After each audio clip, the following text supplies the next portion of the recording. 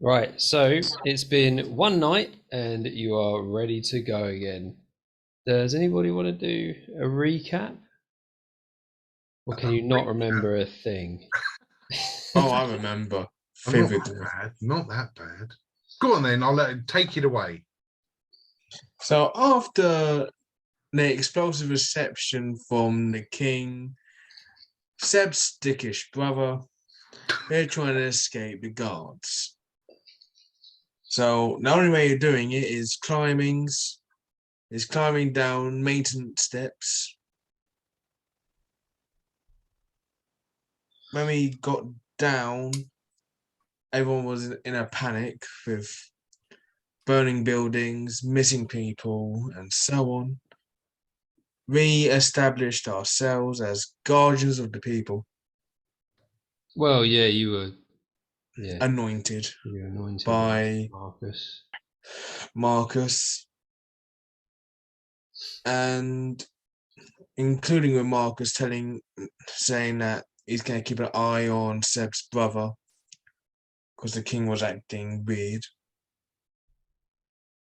With this newfound responsibility, we decided to go save the bigger portion of the people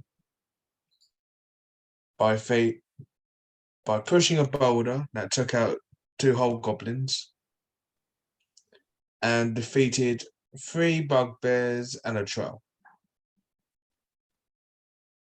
4. Yeah. Was it 4? Yeah, it was 4. I lost count. Brought them back. Everyone was happy, but not the main ones, that sounds rude, but the ones that's got some being established as more important is what's his name? Billy's mum, Geppetto, and everyone that from the party's important NPC has still been kidnapped. Yep, pretty much everything there. Covered it really well. So you've woken up and it's a fresh day. What are you doing? I think it's time. We're going to go outside and we're going to start again, right? And we'll follow the tracks and find some more bugbears, ogres, goblins, and beasted and ghoulies. Okay. I suppose. Are you all in agreement with that, or do you want to do something else? Oh yeah, I'm making a beeline to go. I'm making a beeline to the North Gate. Yeah, I think we wouldn't have our priorities in check if we did something else. I think that's the first thing we should do. Yep, so Mr. Peace is in with that idea. Same here. Yeah. Oh wow, Desmond's actually sober. Yeah, why not? Goes on you. You already had a whiskey. So yeah, you make your way to the northern gate, and you go out, and you go into the grasslands, and you make your way up to where the tracks split. If you remember, one went north, one went northeast. And which way are you going from there? I think we continue north because we went northeast last time. Yes, north.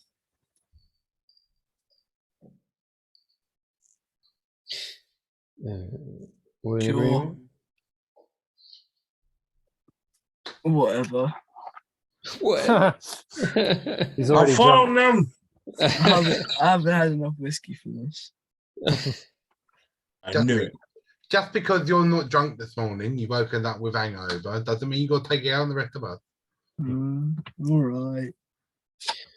Who's Sorry, with your Dad. Who's with your group? Who's with your group? Who have you got with you?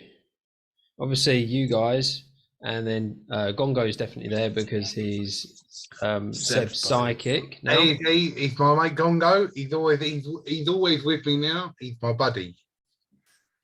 That's right. And who else is there? Anybody else? No, we got Desmond this time. We'll leave Lizard into whatever he's doing. We asked Lisa to be one of the defenders just in case they try to do it again. Are you bringing your axe beak with you, Despot? Nah, he's letting him rest up. He's still nursing his injuries. All right, good man. Well, does a long rest re-imbue the axe beak with full hit points? Yeah. So, But we healed him beforehand. yeah, so the axe beak's all good. Well, I'm only thinking because if we got another, we're going to get other trolleys to bring back full of people. And I don't really fancy asking Gongo to put it. Can do. I will then call Axel.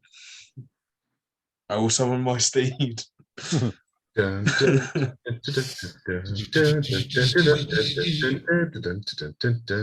Was running out of the long grass. Eyeballs Mr. Pierce again. Right up to his face. And All right, mate.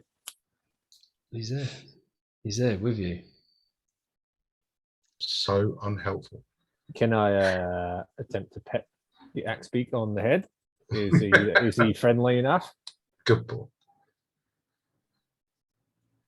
Is he? I will try to teach you. Can I help Mr. Pierce, like, be able to pet him? Yeah, sure. So he doesn't get attacked.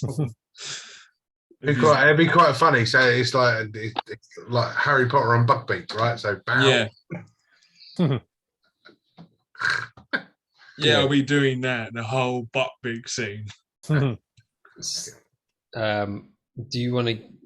Do you want to do like? Do you actually want to do something like animal handling, Mr. Pierce? Yeah, I mean, I wouldn't mind being friends with it because if worst comes to worst and Despot goes down, we need someone else to be in charge of it. That's a good point. Cool. Yeah, go for it. Despot, you can give him advantage. Yeah, I'll give Mr. Pierce advantage. So I try to teach him. Very cool. I've never used animal handling before. And that's not a good start, so I need the advantage. And that's a bad start. 7. It seems distressed at your presence and starts squawking madly, stamping its feet and walking around in circles, flapping its wings. It's okay. It's okay. All right, well, bugger this then. I'll do it some other time. Screw this bloody bird. What is that? That's a bonus action. So you're going to continue north, yeah? Yes. Yes. All right. As you continue north, the ground is quite hilly in this area, and it's getting more hilly as you press on north. But Mr. Pierce knows about the natural formations in this region, and he's going to tell you all about them whilst he's walking along.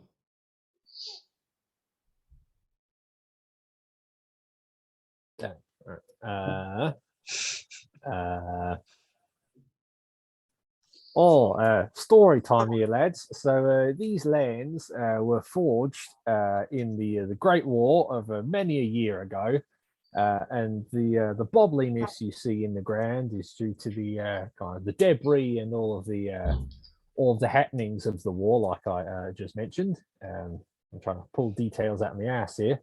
But yeah, it's a treacherous terrain, but as long as you keep your stride short, don't take too long a running step, you should be able to keep your footing. So yeah, just take care when progressing. Don't run off like a silly bugger. Very nice, Mr. Pierce. Eventually, you walk up to So the hills start to part in places, and it becomes like a canyonous area, if that's even a word. Canyonous. Canyonous. It might not be, but I like it. Yeah, it's a new word. Roll with it. Coined. And you can see that there's a particularly wide canyon up ahead, and you can see what look like axe beaks in this wide canyon, and this is where the tracks go. They go down this canyon. Ian Deathbot, chat to your ex-speak and make sure that those guys don't attack us, because I don't fancy a fight with them. I've got to be honest. I'm an animal lover. I'm not a fighter.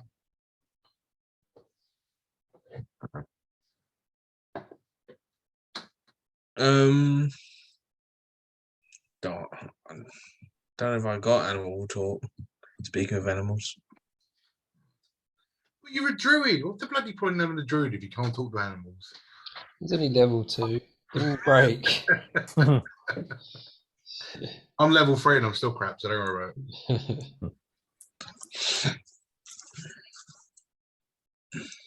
The hills are alive with the sound of axe beaks. Ah!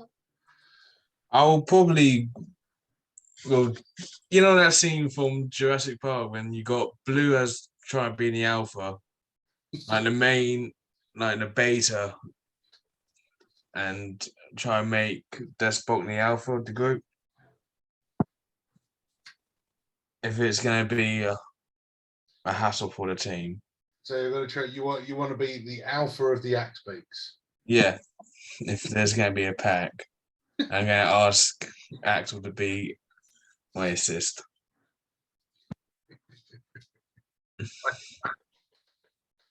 How are you going to do that?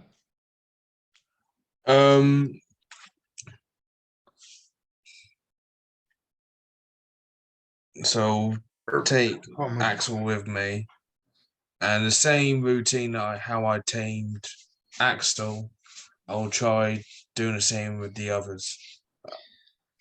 All right. So you're going to approach. Yeah, but cautiously, not too. Desmond, behave yourself. Fine. There is a lot of dust in this area, but as you walk closer, you can see another axe beak, and then another axe beak, and then 5 more axe beaks. That's a And lot. And all the way down this canyon are axe beaks, and it looks like to be some kind of nesting ground for these creatures. You can see where it's been all like dug out to the sides of the canyons, and so like where it's sandstone. It's been dug into, and they've got these little mini burrows where they seem to be nesting. And it's a long old canyon. It goes on for about half a mile from what you can see before it splits off in different directions. But you do know that all of these wagons have gone through here because the tracks go straight through. Oh my god. We're gonna die. How many spell slots have I got? Okay. I mean, Right, I'm gonna go see what I can do, because this is gonna be funny if I can.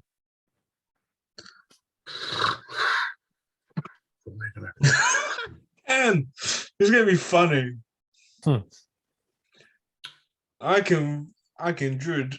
I can wild shape. Can you? So yeah, from a beast that I have seen before twice from a long rest. Yeah. So weirdly, I'm gonna transform into a axe beak. Okay. So you're just gonna go see a mechanical axe beak trying to blend in. Evening. Axel like, but he knows it's you. Yeah. And what are you going to do in this beast form?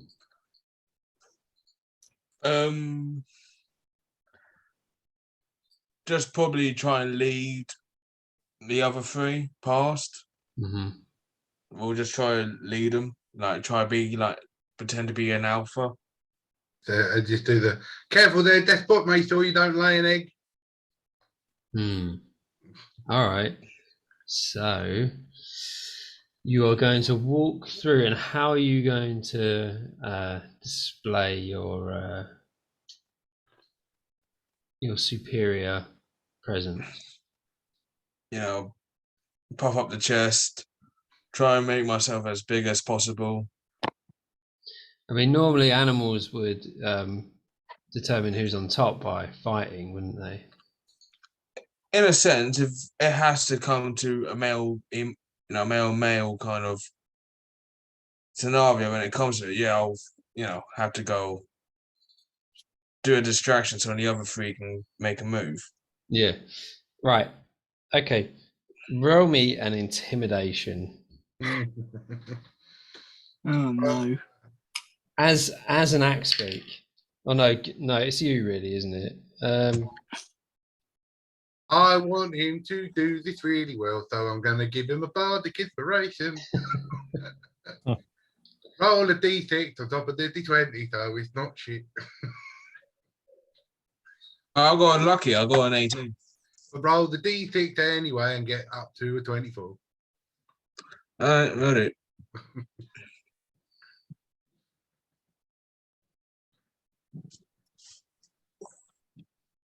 I got +3. 21. So Well, 21 on my intimidation. that beats my 4. So all of these axe speaks, a few of them are like squawking at you as you walk through slowly, but you do it so well and with such presence that they just like back off and like curl up over their eggs, and you walk straight to the end with Axel. Yep. And you sort of get to the end and you're there, and it's like there's two different routes that you can take from this point, but the others are clearly not axe beaks. So what do you want to do from here? I thought I was leading them.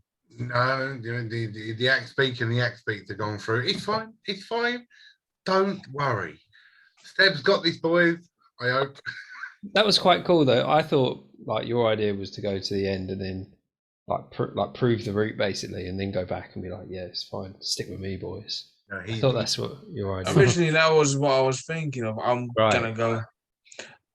Maybe being the alpha, I'm trying to guide them past. Yeah. But if they didn't follow, No, we didn't know that was the plan. We just stayed there. No, sorry, let me go. Yeah, you didn't say. Oh, I didn't. Well, I didn't say. You didn't say that was the plan, because I thought you were just going with Axel. Oh, No, sorry. he said we were going to follow behind him. Nah. Okay, so Desmond followed. No, Desmond can roll me a persuasion if he wants. All right. No, I'm joking.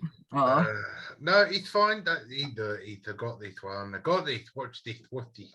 And I'm just gonna creep up to one of the axe beaks, right? And I'm just gonna do the hello there, feather. I'm your best friend, wink. And I'm gonna cast animal friendship.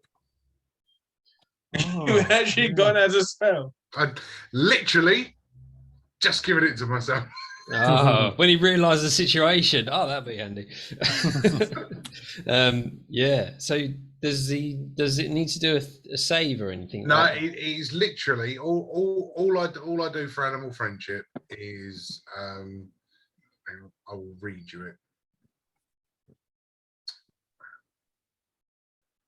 Friendship. So the spell lets you convince the beast that you mean it no harm. You can choose a beast within range.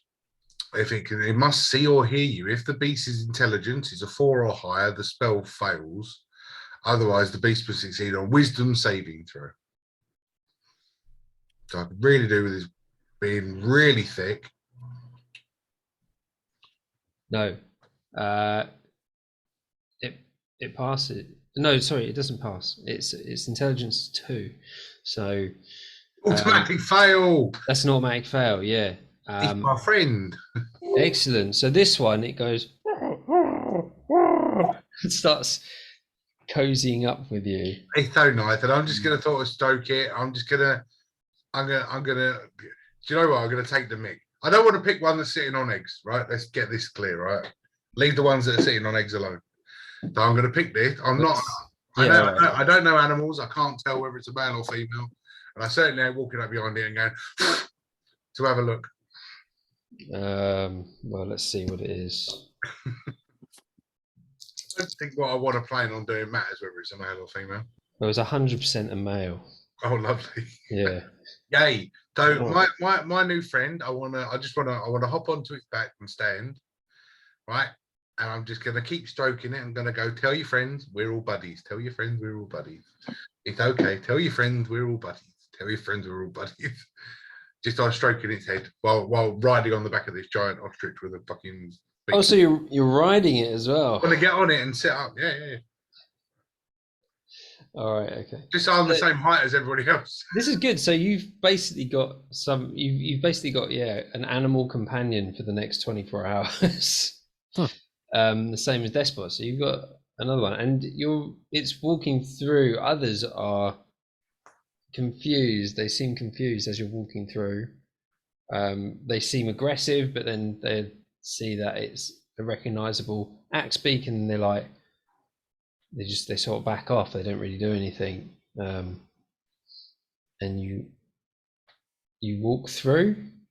Is that what you're doing all the way? Yeah. Well, I need to catch up with Despot. He's done a runner with flipping Axel. Yeah. So at the very end of this this canyon section, is Despot with Axel, and you get through fine. Get over to Despot and Axel.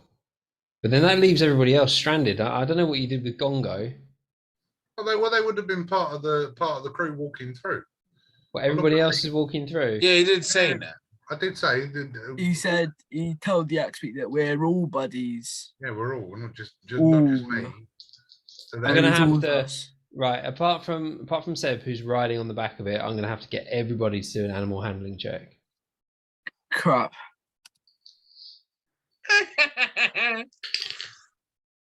And it better be good. 15. And Mr. Pierce. Well, I was saving my inspiration for another time, but I had to use it now. Otherwise, I'd die. 11. Oh God. Hello. So you start walking through, and Desmond is just behind and almost like shrouded by like some of the feathers that are flicking off the back of this axe beak, and he's fine. None of the other axe beaks pay him any attention, but Mr. Pierce is just strutting through, kicking stones and just disturbing the general area. And a couple of these axe beaks approach him, and they approach him aggressively. Oh. That ain't good. Right.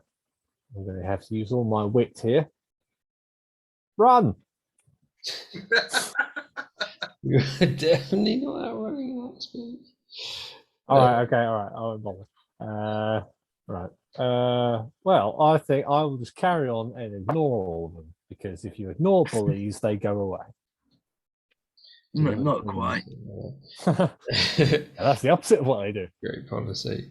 Yeah. One of two of them are following you, and they've got their heads low to the ground, and just like laser beams stuck on Mr. Pierce as he's at the back. And like you say, your character's noticed, and they go in for a bite. What do you do? Well, I remember quite a few sessions ago, I stole a jar of cheese off of Billy Boy.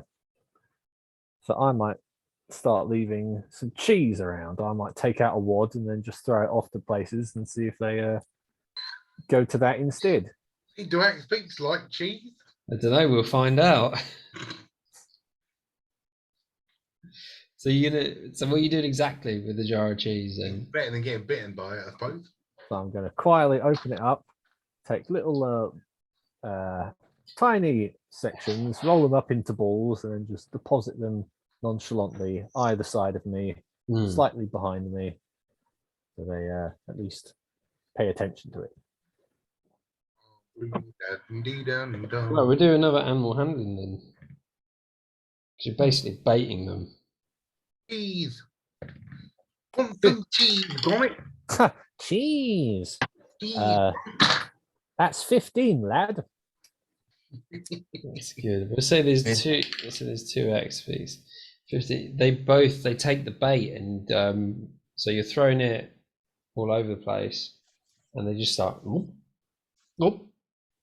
at each one, and they're sort of following, but the distance is beginning to increase between you guys. And yeah, just as it went to take a bite out of you, you threw one of these cheese balls, and it just like followed it straight away, and started like eating cheese. So you managed to get out of that one, but you all get to the end, and then you're faced with these two options: left or right.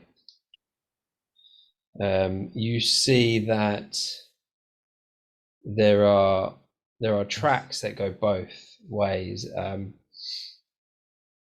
They're a little bit, they're not as fresh because all of these axe beaks have been moving around within their nesting area, and they've destroyed the tracks pretty much. Well, so Xavier, because that's the name of my axe beak. Xavier. Axe Xavier. Yeah.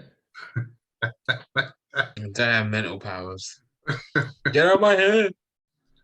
And it's just, I'm just going to stroke on the old neck and I'll go, what way do you think we should go? Pick a direction. Well, that way. He wants to go right. In that case, he's a stupid animal, so we're going to go left.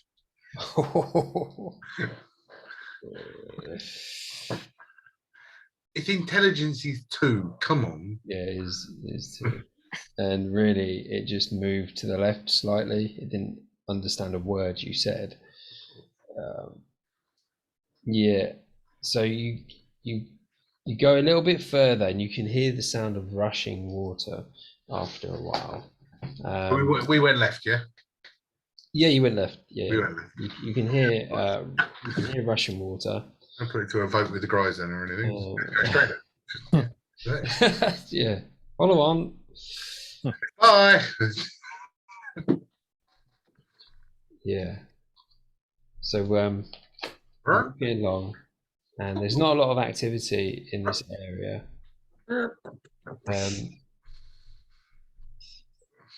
But what you do know, give me. Well, you're not looking actually. Your passive perceptions. Deskbot notices that there is an old crate that's hidden amongst the rocks and covered in moss and vines. I'll try and break it with my beak. So you're going to go up to it, yeah? Oh, definitely. Yeah. All right. I'm not going to investigate it or look at it. I'm going to smash it. You're I'm still at axe beak. It's all right. I'm playing on my new friend. I'm ignoring you. Yeah, such a nice boy. You smash it, and it's just old timber, so it just falls away, and it creates a mess of timber and whatever the contents were. You can't really see from this point.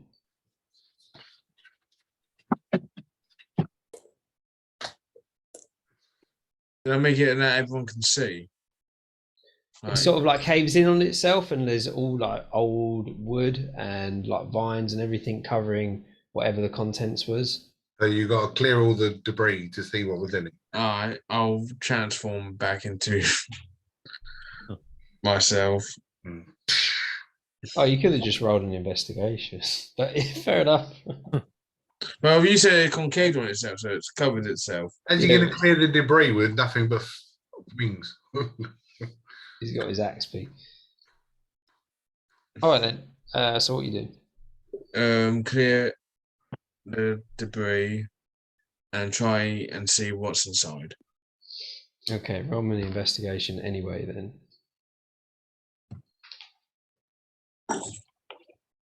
A 15.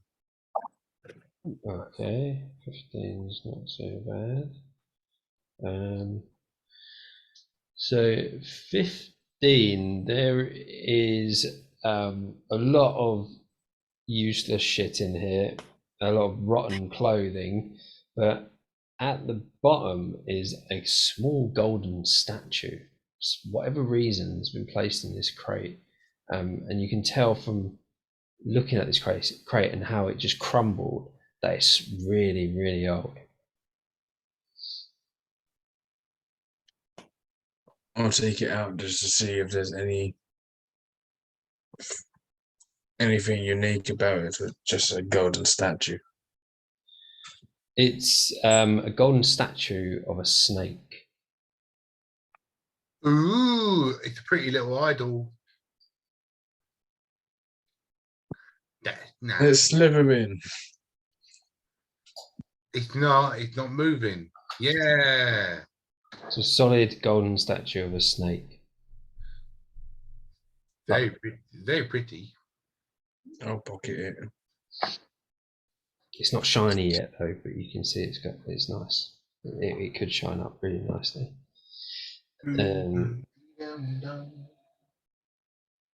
And you continue down, the water starts to rush a little bit more and the greenery closes in as well. And you're almost like, it's almost like you're in a forest at this point, and you come out of a canyonous area into a flat, like very, not very dense forest at all. It's quite open. And this water is rushing. You can hear it up ahead.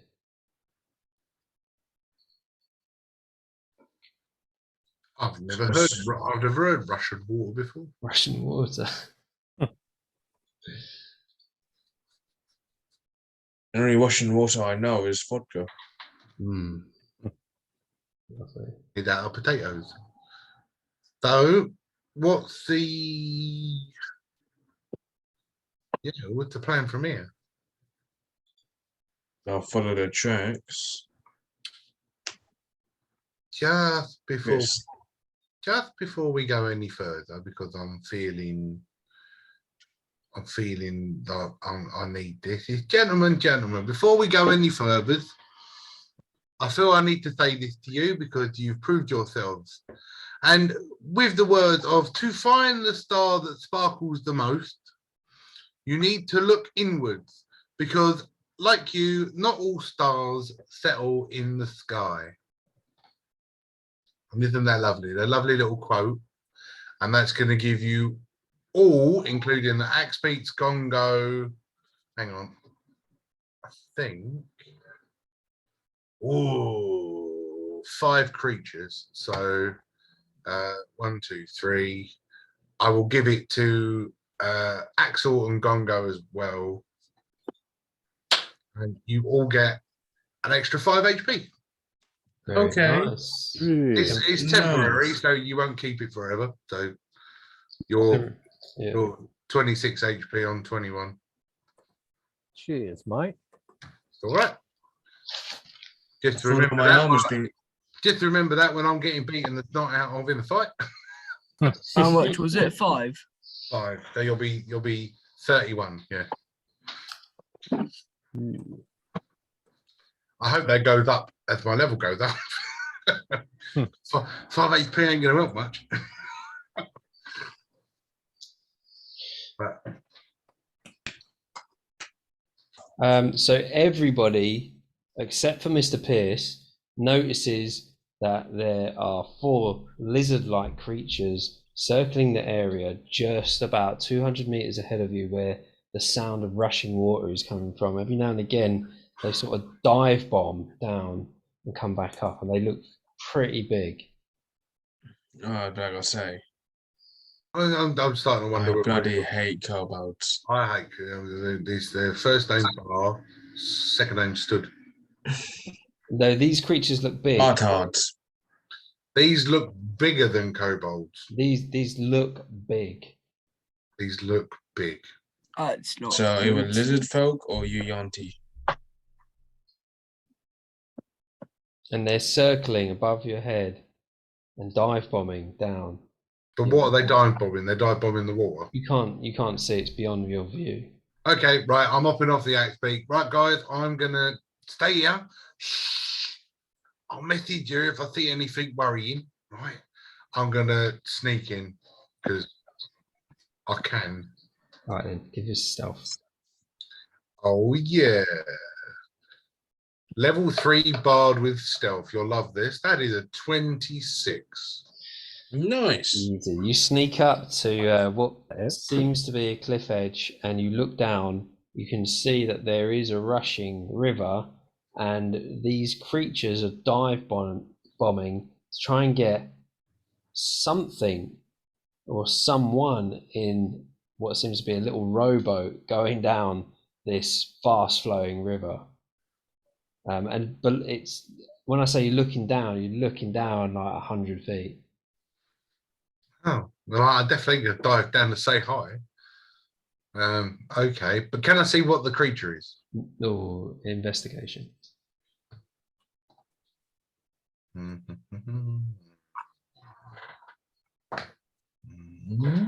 16. Halfling. It's my brother. Leave it. It's fine.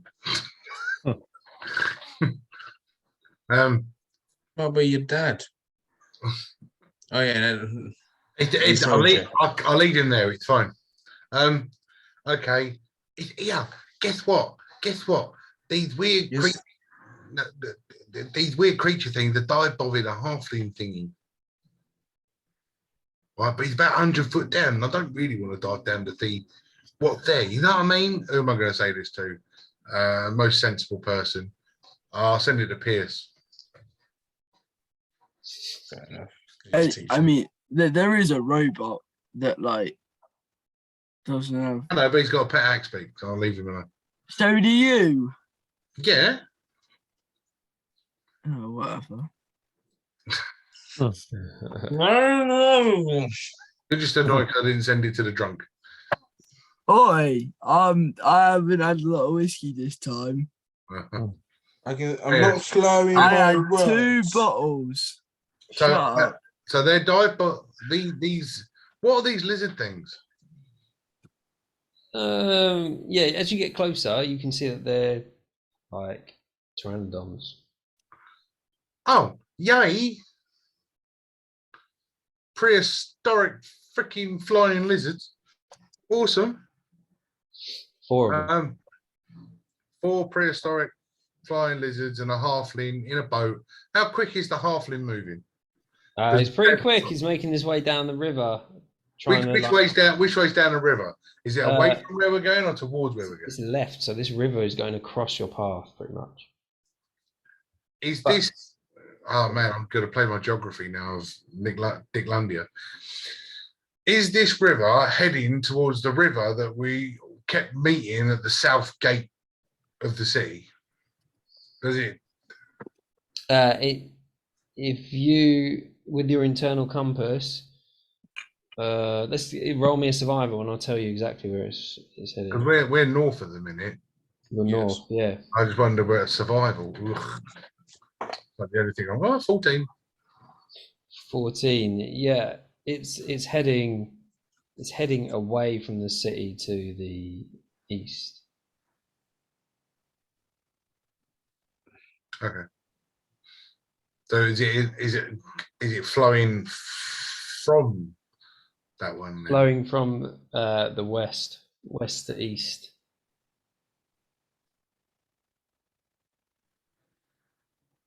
Okay.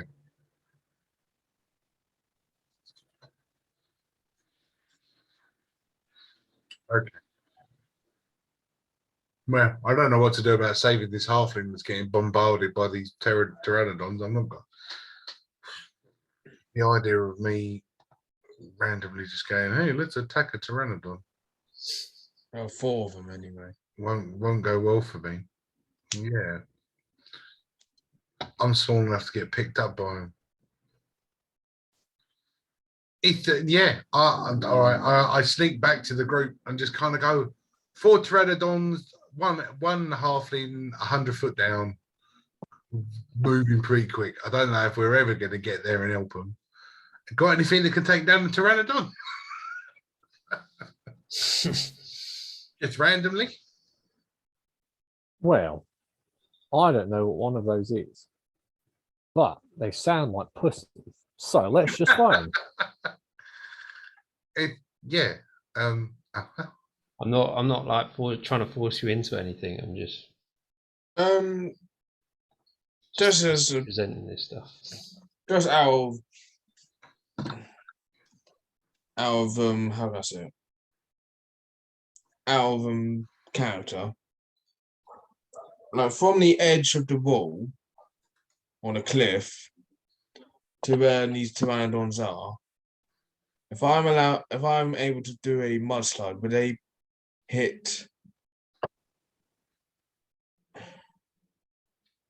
Would they hit the 4 lizards or half? No, they're above. They're above the ground. Like, Well, they're above us, but diving down. yeah, that's right. Oh yeah. No.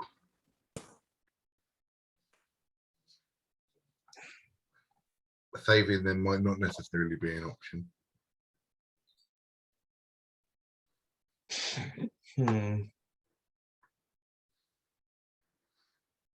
Not at the moment.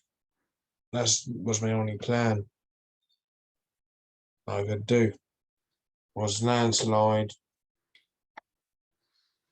the cliff. I never got my crossbow. No, it's fine. We're just gonna. We better stick to the matter at hand then. As much as I would love to find out who this person was, 100 feet down. Mm.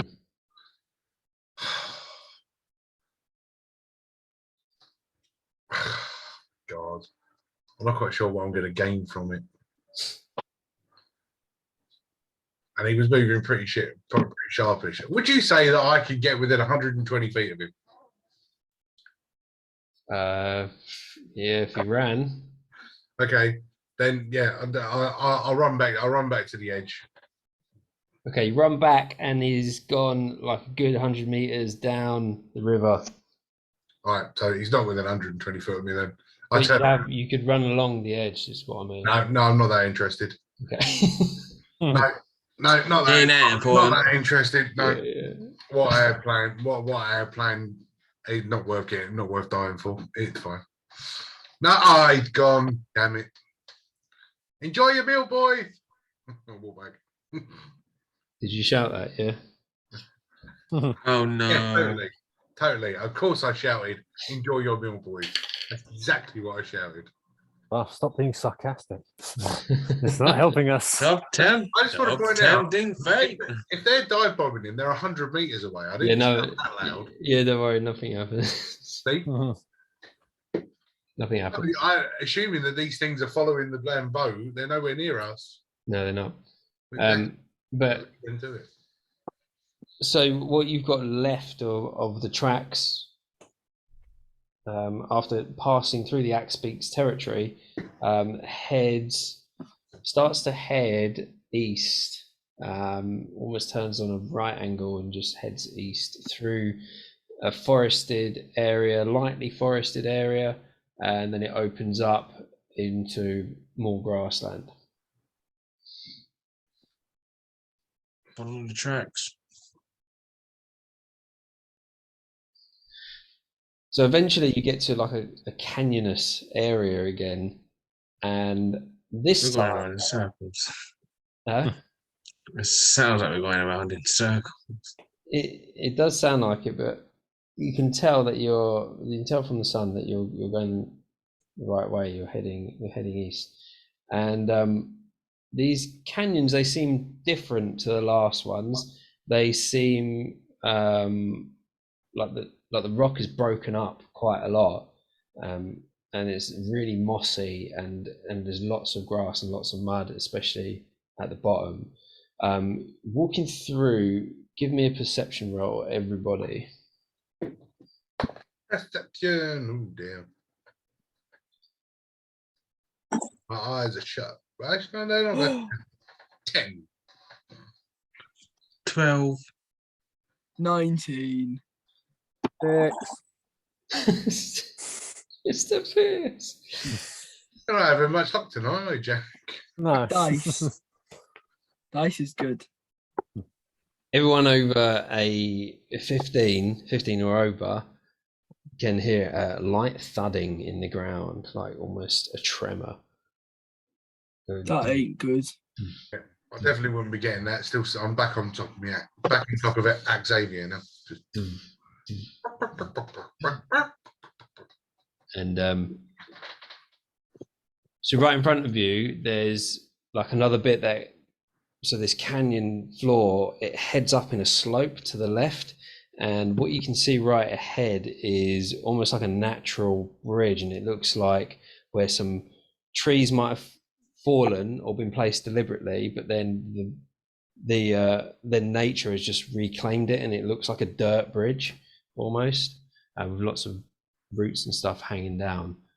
Oh yeah. There are a few bushes around as well. What do you want to do?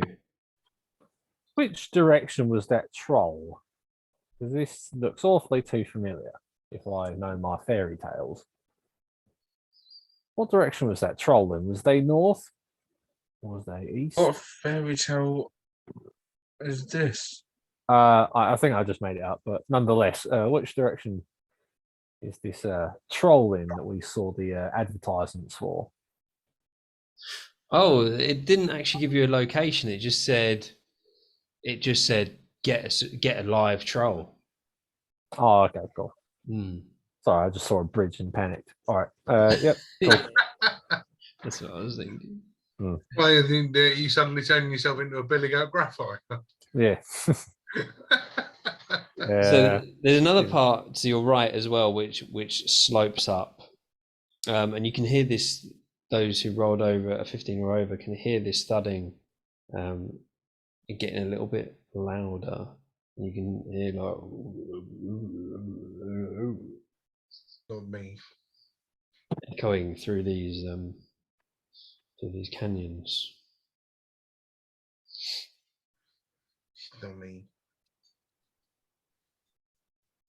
Just to say, if any, on this trip, if anybody spots a crossbow, could you let me know, please? Thanks. I really want one. I should have picked one up before we left the bloody city. Yeah. This thudding starts to get even louder. Right, it's almost like right on top of you, as the canyon turns round to the left. It like curves round to the right. You can hear that whatever it is just round the corner. I dive into a bush. You dive into a bush. Okay. This is sounded a lot like Prehistoric Park. Oh man, were you that upset that you didn't make it? That you're playing it on your own? Yeah. Go and check out Prehistoric Park on YouTube. I should watch that movie. We actually had just shout out to the fans that watch it. Somebody actually wrote a really nice message on the last West Marches video. Did they? I didn't see it. Mm. Yes, they Was it you? that cliffhanger. No, it really wasn't. Was it Syria? No, it wasn't him either. Bloody hell. It was an unknown, a fan. If you're watching this, right, comment on this one about how much you enjoyed that cliffhanger ending. Yeah. Because they watched it all the way to the end because they got to the cliffhanger ending. Yeah, fair one. Well. No, real fan. We're not on our own. We're not the only people that watch our videos. It's like one other guy. You're such a pessimist. I Yeah. imagine while we're doing this shout out, this thing is getting closer. Oh yes, it's really close. You can almost see shadows. In fact, I just want to point. That's why I dived in a bush. yeah, you can see like some shadows on the far wall. I mean, Let's go in the forest if there is any. Well, you're going to go into what's that? What's Me and Axel? Axel. So there's no Oh, forest. To your right, there's like an area where you can, like a sloped area that you can go up to, which has a couple of trees at the top. At the very base of this canyon, there's nothing apart from a really tiny bush that maybe you could get in. I've left the axe beak out, just wondering, because it's a wild animal. Hopefully, it doesn't like cause suspicion. Yeah. Yeah, I'll try and hide in the bush and try and get Axel to hide with me. I'll do the Xavier duck, but you know he You're gonna hide in that bush. You you can get in, but Axel can't get in. But then I'll just make him like sit down and like he's nesting. Okay, so he's nesting where? Beside the bush. Beside the bush. All right. What about everybody else? I'm giving you follow suit, you dumb bird. Do the same. Sit down, you crank. Sorry. I'm just gonna go up to the edge of the canyon and put my Billy Boy meat tenderizer, and I'm just gonna try and hide behind the stuff. I know I'm too far, but I'm just gonna attempt to. You're gonna hide behind your hammer. Yes. Aha! They'll never suspect a thing. I'm just a random hammer leaning up on the canyon. Yeah, exactly. What about They'll never suspect it. What's Gongo doing? Gongo sees me dive behind the bush, right? So Gongo is going to just dive and lay down behind the bush because he's not going to be able to get in there with me because he's a big lad. But he's gonna do the tries to hide behind me kind of thing, but he's gonna be in view.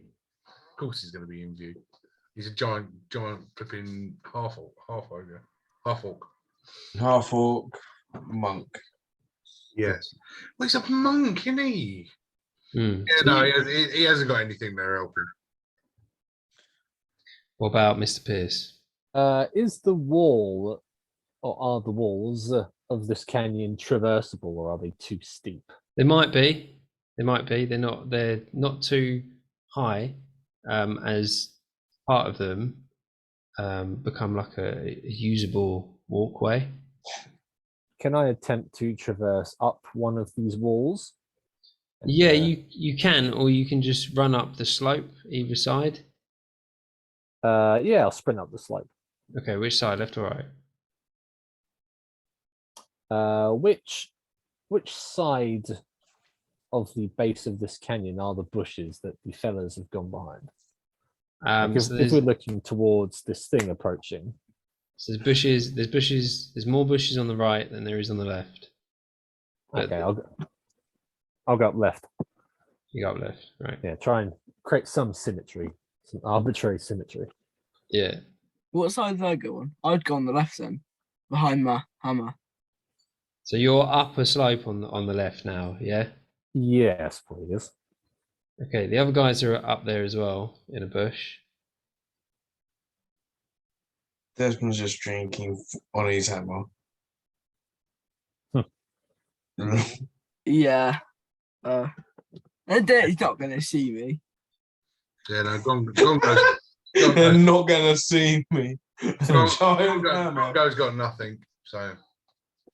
A dwarf drinking. You're not going to see me. Nah. I'm invigorable. But now we're seeing these shadows that are getting closer and we're all trying to pathetically hide. Can we see what this thing is yet?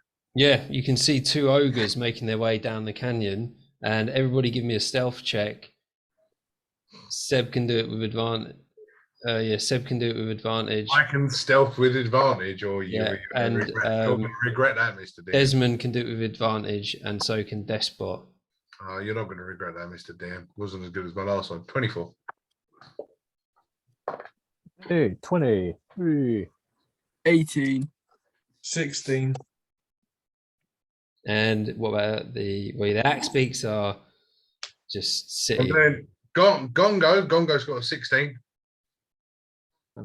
He got a 16. All right. I'm just checking what his stealth is. Because stealth would be dexterity, right?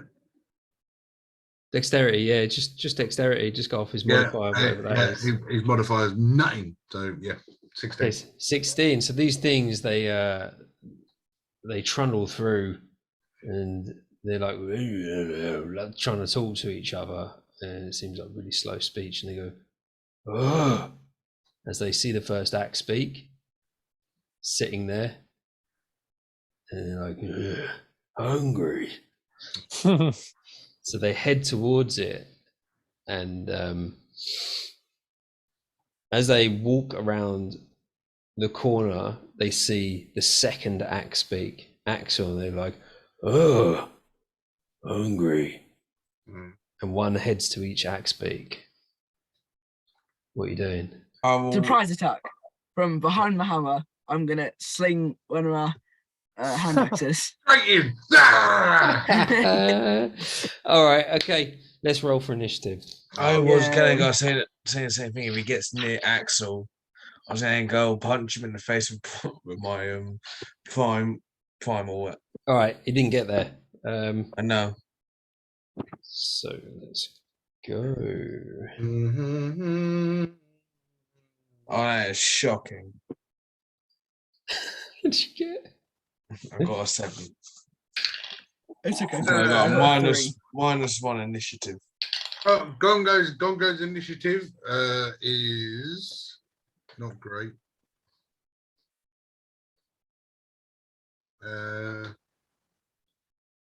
Yeah, Gongo's initiative is 4. Oh damn! Yeah. But we'll get to that when you ask me. Carry on. Right.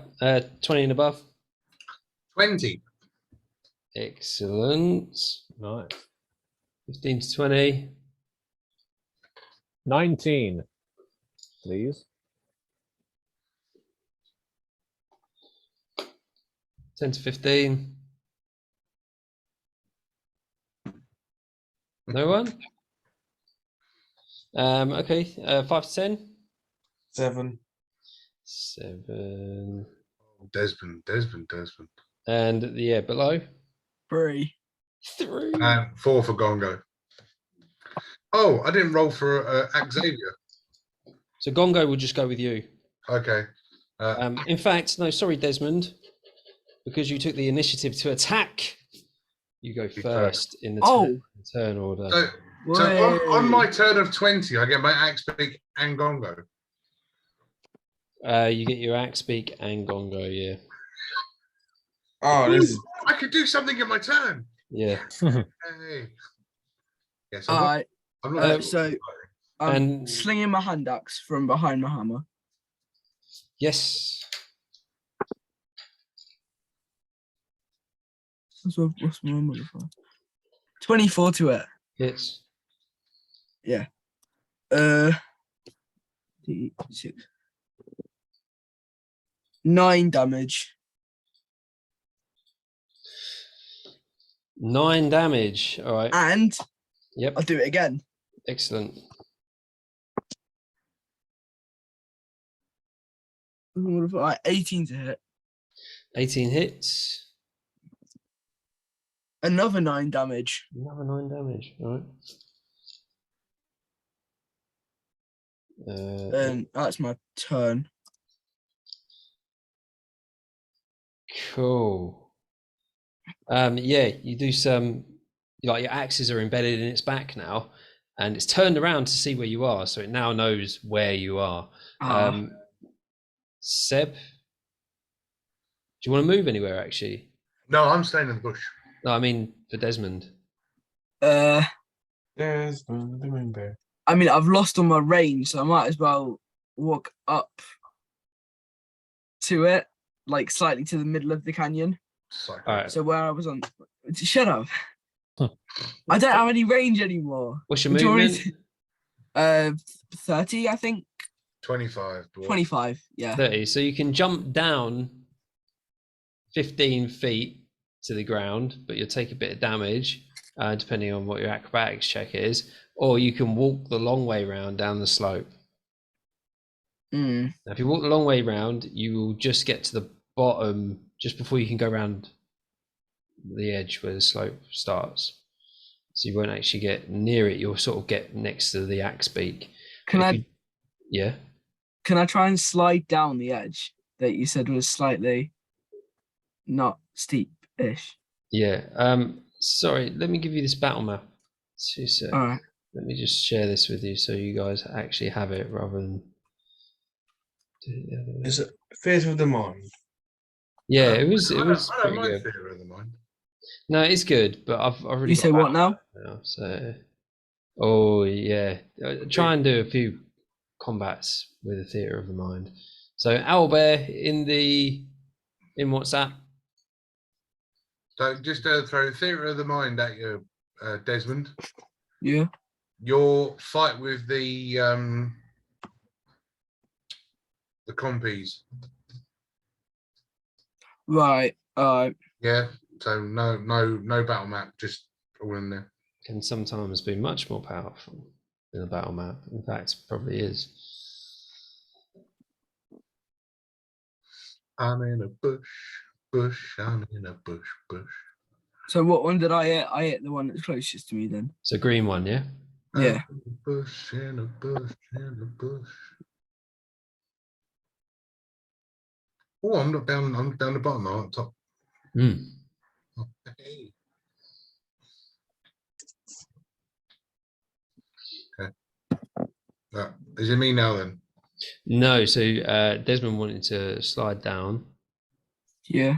So give me an acrobatics. Oh no. Let me check the modifier. No, because I think my acrobatics is rubbish. Never mind. That's the wrong dice. Shut up. Don't make fun of me. 14. 14, you're not too bad. You managed to slide down. You fall a little bit, but you managed to grab on and you land at the bottom with another 15 feet of movement. So you can get up to Right. it. That's what you wanted to do, isn't it? I'll go. I see a rock, so I'm gonna go behind that rock that I see. Okay, you go behind the If I rock. can make You it. get you get a half cover there, so you get a +2 to your AC. Cheers. Seb has got +2 to his AC. So has Mr. Pierce and Gongo because they're on a ledge. And Despot because he's behind the axe beak. So that ends your turn, and that goes to Seb. Right. So first move is going to be Xavier. Yeah, sorry. Using the axe beak will be your bonus action because that's Oh, what it is. in that case, I'm going to leave the axe beak sitting there because my bonus action is useful. Okay. Oh, is it? No, my bonus Bardic action. inspiration. Yeah, no, my bonus action isn't that useful. So yeah, no, okay, that's fine. So yeah, axe beak bonus action. Yep. Somewhere I had the write up for that. I sent it to Ray. Do you want me to send it to you? No, I can go and get it from where I sent it to you. Axe beak attack. Pow! Big attack +4. 16. 16 hits. Yay! Go Xavier! So that'll be 6 points of slashing damage Oh god. from the axe beak. Go, Xavier. Okay, yeah. And then get up my other character. Gongo's going to attack for me. Is he? No, Gongo's not going to attack for me. I'm going to attack from in the bush. From in the bush. Yeah. You get because he doesn't know you're there. Yeah, that's great. So all I want to do is I want to crawl through the bush, get to the edge of the bush where I can just see him. Yeah. So you move difficult terrain. That's 10 feet of your movement. Cool. Could he make me a Constitution saving throw, please? Con save. He got a 23. Well, that definitely does it, but he'll still suffer half. So he must be tone deaf. Because I'm just literally going to get to the edge of the bush, and it's just, we all know the song. Oh, fucking hell. As I just scream out from behind the bush, I'm going to cast Shatter. So he will take half of 16, so 8 points of thunder damage. 8 points, yeah. All right. Yeah. This guy's taking a beating. Gongo with his mop. with his broomstick. Broomstick. He's gonna leap and strike the ogre from aside this. Put me in the air. Leap and strike and acrobatics for jumping down. Go acrobatics. Only 5 feet. Yeah, that's 70. His fine. dexterity nothing, so 17 on the dice. Yeah, easily done. And he attacks, does he? Yeah, he's going to use his broomstick twice. He gets 2 attacks. Go broomstick. Broomstick attack number 1 plus 6, 16. Hit. Broomstick attack number 2, 11, 17. Hit. Broomstick attack does Damage. Yeah, I'm just checking the damage. What's his broomstick? 1d6. So his broomstick is going to do 5. Wow. 13 plus 17 points. Go Gongo. Okay, so this ogre. Oh, I'm not done. Oh, sorry.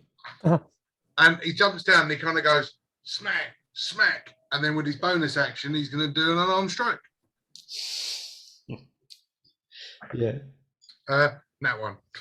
Oh no. Oh, should we do the Yeah. You did agree to it. I did. Others did, but go on. Roll me d20. 10. The 10.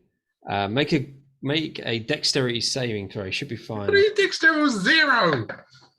19. Go Gongo. 19. He does slip. He slips as he goes for this punch, but he manages to regain his balance and does not fall prone.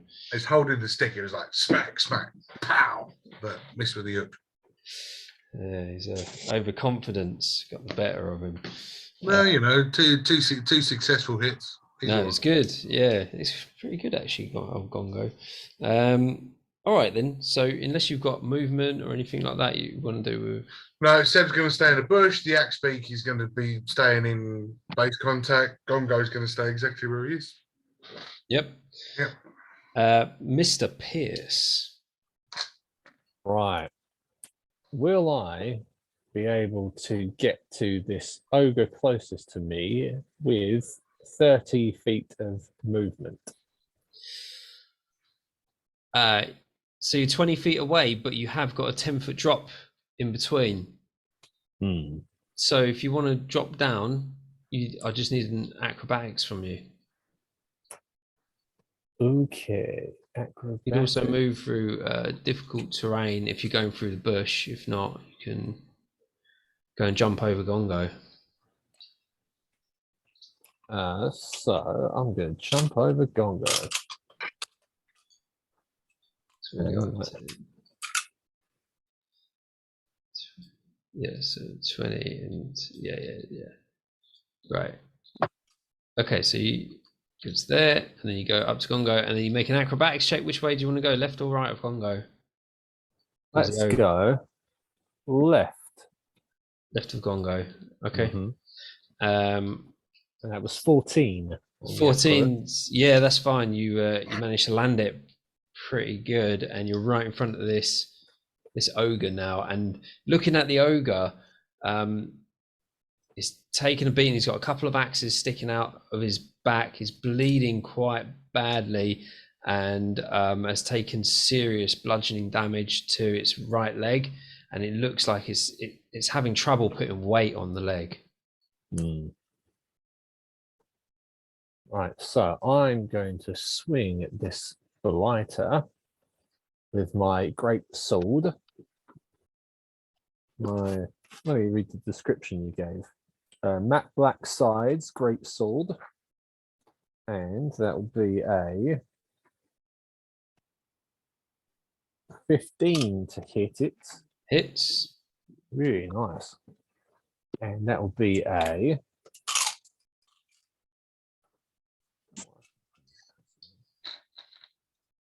5.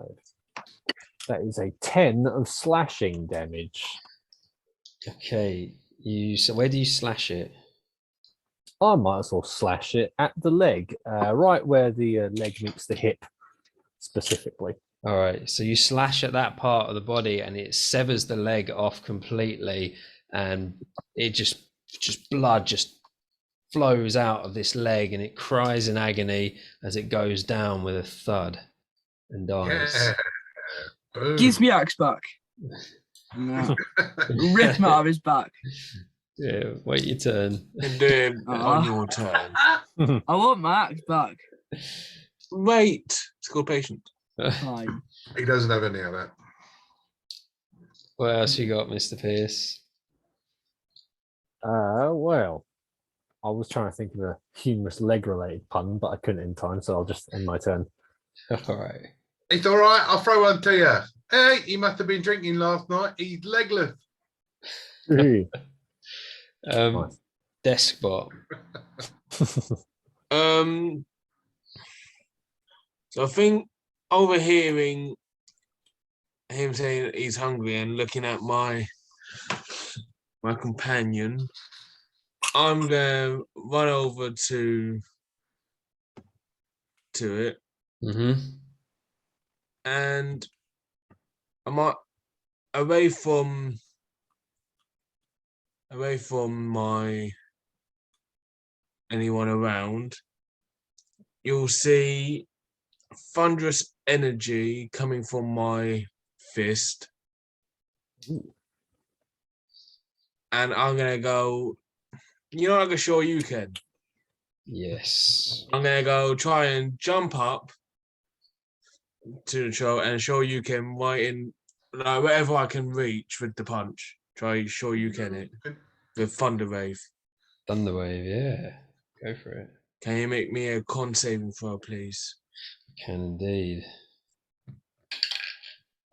That is a 12. Fail. Damn. My one flipping succeeded. That sucks. You got a nat 20 on your one. Oh, bitch. So it takes 2d8 thunder damage Yep. and gets pushed 10 feet away from me. No. Didn't know that bit. 5 points of thunder damage and 10 feet away. Okay, which direction are you going with this? So as soon as for whatever level, same diagonal as I punched him, just like you see in a defeated scene in Street Fighter. The over dramatic defeat scene. Okay, and he hits the rock face, and he'll take an extra D4 bludgeoning damage if you want to roll that. Will do.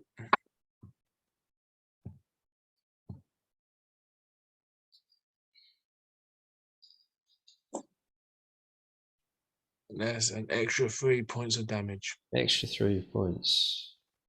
Cool. No one's eating my pet. What else have you got? So you can use Axel as bonus action. No, just bonus action. I'll let Axel stay with the other one. It's Xavier. Yeah, that's the one, Xavier. Hmm. So, not thinking they might have pat tactics or just let them stick together. Yeah, okay. So they can comfort each other. Yeah. Defend each other. Now be my turn. All right, so this ogre, seeing that his other ogre friend has been attacked, he's going to run away. He's going to run up to Desmond, and he's going to try and swing with his club as he runs past. He gets a 16 to hit. Do I still get my added bit for being behind the rock? So as he runs around the rock, he hits you. Oh, okay. Yeah, because he's going to that run hits. past you anyway. Otherwise, yeah, you would get it. So you take 2d8 bludgeoning damage. 2d8. So that is you take 14 bludgeoning damage from this great club as he swings it into you, and he runs past. Which, and as he runs away, hang on, let me measure this out so it's accurate. Okay. Is that right? Or have I miscalculated? What's that? My health. 31. Yeah. Yeah, okay. Right, and he's 16. run, so you can get an opportunity attack on this ogre. Be 19, mate. 19. Oh. Oops. What did you have? 31. Yeah. 31 and 16. So 15. It wasn't 16, it was 14. With 14. Oh, in that case, you're right. Yeah. Shut up. Right. Hand axe. Have you got it? Oh. What Can other I- weapons can I- have you got apart from those throwing axes? My Be my Yeah. tenderizer. Yeah, you can hit it with your tenderizer as it goes past. Oh, all right. Just imagine Alright it's then. next to you right now. It's in the moment. As it swung for you, you've swung for it. And you can use Yeah. it two-handed because you haven't got your hand axe in your Yeah. All right. So what's that? Full screen up. Right. D20. 22 to hit, That definitely hits. and a D10. I don't know what dice is a D10. This one. Looks like a dreidel. 6 plus 5. 11 points of damage.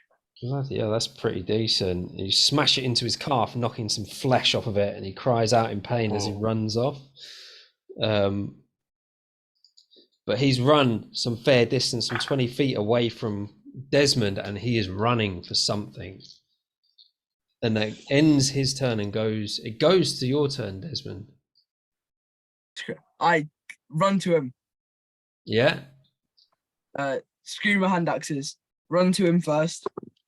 Warhammer double-handed. It's 24 to it. Hits. And got from a D10 again. Plus. Oh, wrong. 10. 10-ish. I can't count. It's not plus 10. It's D10 plus 5. Right. 14 damage. 14, that's good. I was absolutely flabbergasted. Right. Tenderizing his leg even more. Do you want to do anything else? I don't think Desmond's got a bonus action. I do not have a bonus action. All right, then. That goes to Seb, Gongo, Axby. So freaking far away. 5, 10, 15, 20, 25 there. I'm going to run around the top by 25 feet. All right. So you should get to about there, let's say. As long as I can keep up with him. That brings you 30 feet of him. Not even, I'm not going to count the 15 feet down. Probably should really. It's fine. Shatter, I can aim. Well, I got 60 feet of reach anyway. Again, Constitution saving throw, please. Constitution saving throw. That is a 14. That is a fail. Shit. Only just, but it is a fail.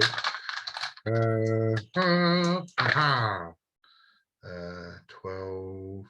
19 points of thunder damage. Okay. Right. And how does this thunder damage? How does it look anyway? What am I going to do with the thunder damage this time? So last time I broke all your ears. What? You just turn the volume down. Yeah, I got No. It's all right. I'm not going to scream this time. This is going to be on the ukulele. So now I'm not laying down under a bush. As I'm sort of hopping along the rocks, the ukulele comes out, and with a couple of spins, I just strum a G chord straight away and just get the reverberation coursing through the air. Vibrato. Notice I choose a G rather than anything, good. Yeah. And yeah, it flies through the air and just hits him, and it's like almost knocks him to the ground, and he's crying out, and he's got his hands in the air, like the club is just being dragged on the floor now, and he's got his hands in the air as if trying to signal something or someone, going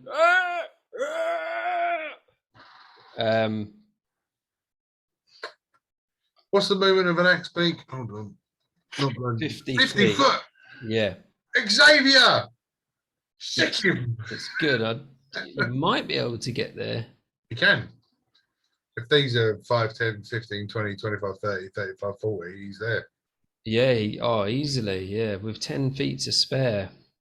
So where do you want him up? Oh, yeah, get him in there. Yeah, okay. What I should have done, got him to pick up Gongo on the way. Yeah. Yeah, axe beaks in, axe beak hits, axe beak attack. With the +4, that is 20, not natural. Hits. This guy's just getting hacked. That'll teach him. What was that axe beak? D8. For 6 points of slashing damage from the axe beak again. Axebeak, describe the kill.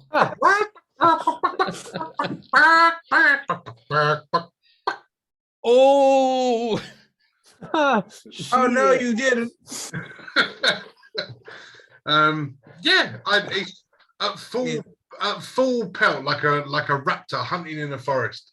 As the axe beak sort of gets within distance, it leaps up, claws in the air as it grabs hold of the ogre's stomach and just headbutts with its beak, splitting the skull in two. Oh wow! What a finisher! And yeah, he goes down. Like he goes, and goes down. Yeah, and that ends that combat.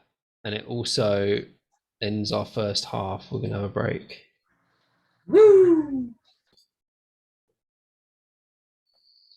Zoinks. Slain the ogres. What's your next move? Well, I'd like to have a look down the thing and see what he was bloody waving at. Yeah. I've I stayed at the agree. top, so I've got a better view, right? Go on. You can see that this canyon heads down, and it seems sorry, not heads down. It's like it's a straight canyon, right? Unusually straight. And you can see right at the end there is like a bridge that goes across. Let's say, like, you can just about see it like 300 meters straight down this canyon. I can't see what he was waving at. You can't see what he was waving at, but you can see a bridge, like a rope bridge, going across 300 meters down. Along this straight canyon, there are, what you can see is little like turnoffs where the canyon would go elsewhere naturally. But yeah, the how this canyon is formed does not really look very natural. I'll give you that. Like, it does and it doesn't. This canyon doesn't look naturally formed. It looks like it's dug out. Oh my god. Don't trust it. Could be a mimic. Oh my god. Imagine that. Oh dear. You can check out one of our videos on our YouTube called Everything's a Mimic. These aren't nice. intentional shout outs. I just remember them. You're giving me ideas, by the way. Oh no. No, please. No, we don't want to mimic. No, not again. Me and Ray had enough of it, please. We are traumatized by mimics. And you got Sure. I'm gonna stay on the top. So according to that map that we had, if I keep walking around on the top, there was a stone bridge that went across, right? If that's a real thing, I'll cross, a rope bridge that goes across. Oh, what? Where you are? as in where we are. Yeah, So yeah. I'll cross over to the other side. I'm not going to go down and join them. I'm going to stay up where I am. Mm-hmm. I want to. I want to, and I'm going to do the whole creeping along the top of this crevasse, sort of. Yeah, so it doesn't go right to the top, but it does. It is higher. It's like 15 feet higher than the bottom level. I'm going to stealthily remain at the top, and while we walk through this cavern. Yeah. Okay. What about everybody else? is there anything valuable on trolls? You can roll me an investigation. Be good. Is there a crossbow? Have my axes back yet? Yes, you picked up your axes from the All dead, right. dead Good to ogre. know. All you've got to say is, I picked up my axes. Yeah, just say that. I was waiting for you to say that, actually. Oh, okay. Yeah. 20 not natural. 20. All right. You find a crowbar Not useful. on it for whatever reason. You find a crowbar. You find a big water skin. So it would be like 3 times your water skin size. Does it have water in it? And it's about half full Okay. with something. I was going to say of water, but it's got something. Okay, cool. You've got their big like great clubs, but it's for a large creature, so you wouldn't be able to wield it. There is a horrible rag where it's just been like wiping sweat off its body. Yummy. And it's also got a backpack with it, but it's not like a backpack that it's been wearing. It's just like hooked onto its belt, like dangling on its belt, or was before it was slain. He's got a dangling bag. Yeah, and it looks like it would be a backpack, like an adventurer's backpack. I'm gonna take the bag. I'm intrigued on what. The bag is a Dungeoneer's kit, a Dungeoneer's backpack, whatever it is, dungeon delving one. Okay, I'll go do research on that afterwards. Yeah. I'll pick it up. How? You said if it's 3 times bigger, their water skin. What? To the fact of that I can't carry it. You wouldn't be able to. Mm. Well, you wouldn't be able to use it in combat. What, the water skin? Oh, the water skin. Oh, sorry, I thought you meant the club. Oh, yeah, no. you can carry that. It's not huge. Your water skin, just think it's like that. So this one will be just bigger, like Okay. a camelback if you've ever used one of them. I'll bring it just in case because it might be useful. Yeah, and that's all you. Is there a crossbow in the Dungeoneer's pack? Unfortunately, there's no crossbow in the dungeon. Crossbow. What about the other one? I'll take the club up. If you want to search the other one, you can. I'll go search it. Congo, you search it. Ah, No, go on, Des, you're there. all right. I'll search it. Congo's been very quiet this evening. Oh yeah. What do you mean? He whacks a troll with a broom. Here. See, there you go. I didn't get hurt. I'm okay, Seb. Group hug. I'll give you a hug when we get back, mate. It's all good. I bought you a new pillow so you can, when you sleep on the floor, it'll be more comfortable. You're so kind. Anyway, what did you get, Desmond? Hold on. Dice. What is it? Investigation. Yeah. Oh yeah. To 16. 16. You find a water skin as well, half full. You find a horrible dagger which could be used as a short sword for you. It's really shit quality. Yeah. No. And that's it. That's all you find. You don't find anything else. I want to get to do whatever. Just whack my armor again for fun. That's Carry it. better stuff. That's all you find. Oh, bloody stupid ogre. All right. I'll walk away then. Towards in the direction of the place where we were shouting. I'll start walking that way. So what's everyone doing as a group? Yeah. Oh, I told you what I'm doing. I'm stealthily sticking to the top of the crevasse. What about everybody I'll else? just follow the route. You'll follow the route. What about so Gongo? Where's Gongo? Is he with? Gongo's down the bottom. He's accompanying Xavier. Okay. And what about Mr. Pierce?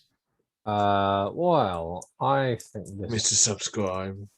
I think this canyon looks a bit sus, so I might climb up to the top with Seb. Okay, you're gonna follow Seb.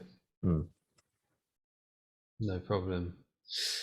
So you head down to this canyon and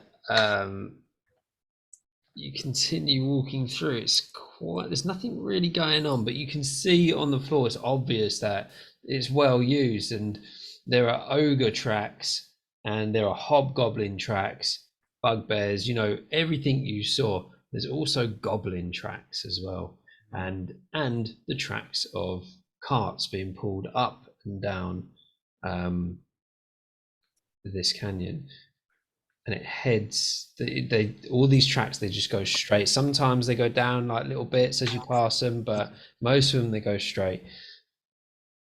And you continue. You get to this bridge, and the bridge is on Seb and Mr. Pierce's level, so we'd allow them to cross to the other side, as their side now becomes blocked. We're back again. So I was on the left when I started the fight. When we Yep. started walking, I went over to the right. So now I'm back on the left. Yeah. Yeah, cool. That was worth crossing over. And you continue down until Seb and Mr. Pierce get to another like boulder that's blocking their way, and where that boulder is, there's a like rope ladder that goes down.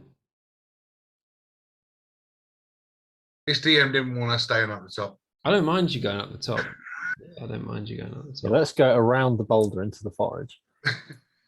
Yeah, you look around the boulder, you can see that the path does continue, but this boulder has just fallen and blocked your path. Oh, well, no, yeah, I'll do it. Right, I'll move the boulder out of the way if you don't mind. Yeah. Squashes the axe beam. Yeah, I want to continue. I want to continue up the top. It's not getting any higher, is it? It's still like No, only it's staying 15. level. Staying level. So as long as we're not getting further up in the air, then I'm quite happy to stay at the top.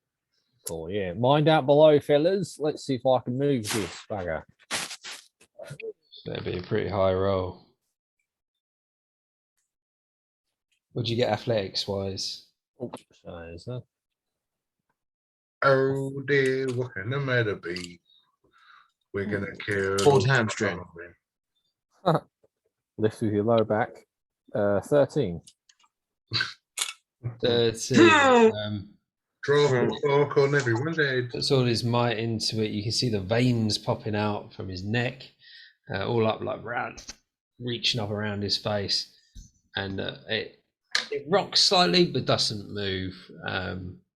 Without metagaming, when a barbarian rages, don't they get advantage on athletic checks?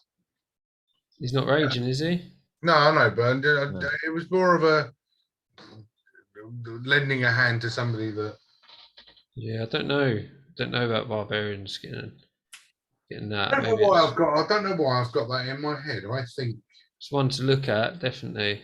I think that's a thing, but because he's only level 2, he's only got like 2 rages. Yeah, 2 It won't be- rages, advantage and strength 10. Oh, there you go. Ta-da. Yeah. So you can do it if you Yeah. rage.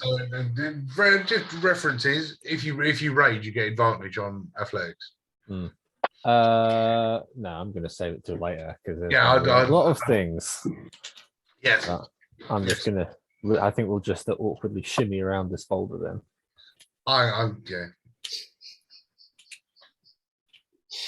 All right then. I'll climb over it, go under it, go yes. wherever there's a gap. I'm only little. I'm gonna say, give me, as you're gonna try and go around it, give me not an acrobat. Give me an athletics check because you're clinging. You're like trying to cling on, and if you've ever done bouldering or rock climbing, it can be very exhausting. Yeah, I want to run and jump over it. I don't want to climb. Oh, really? Yeah. I'll just run. Acrobatics then. Yeah, I might as well do something that my character's good at. I'm not going to try and 23 plus 7. Yeah. Perfect dismount. And He does a moonsault. what was that for Mr. He Pierce? does a moonsault. 14 for the shimmy method. Okay.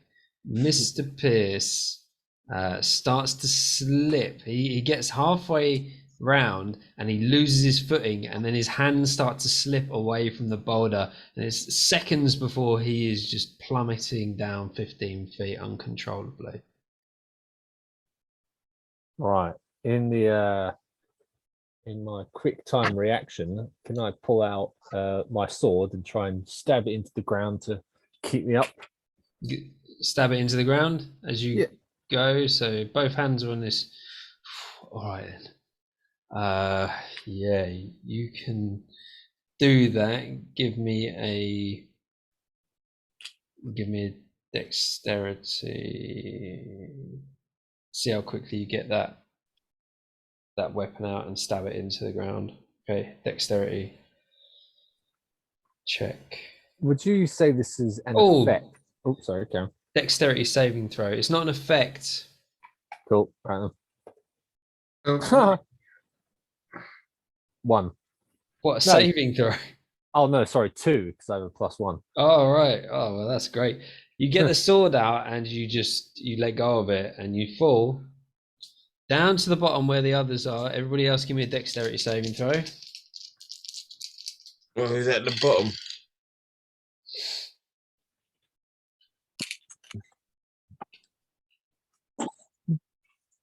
$19. I got a 17.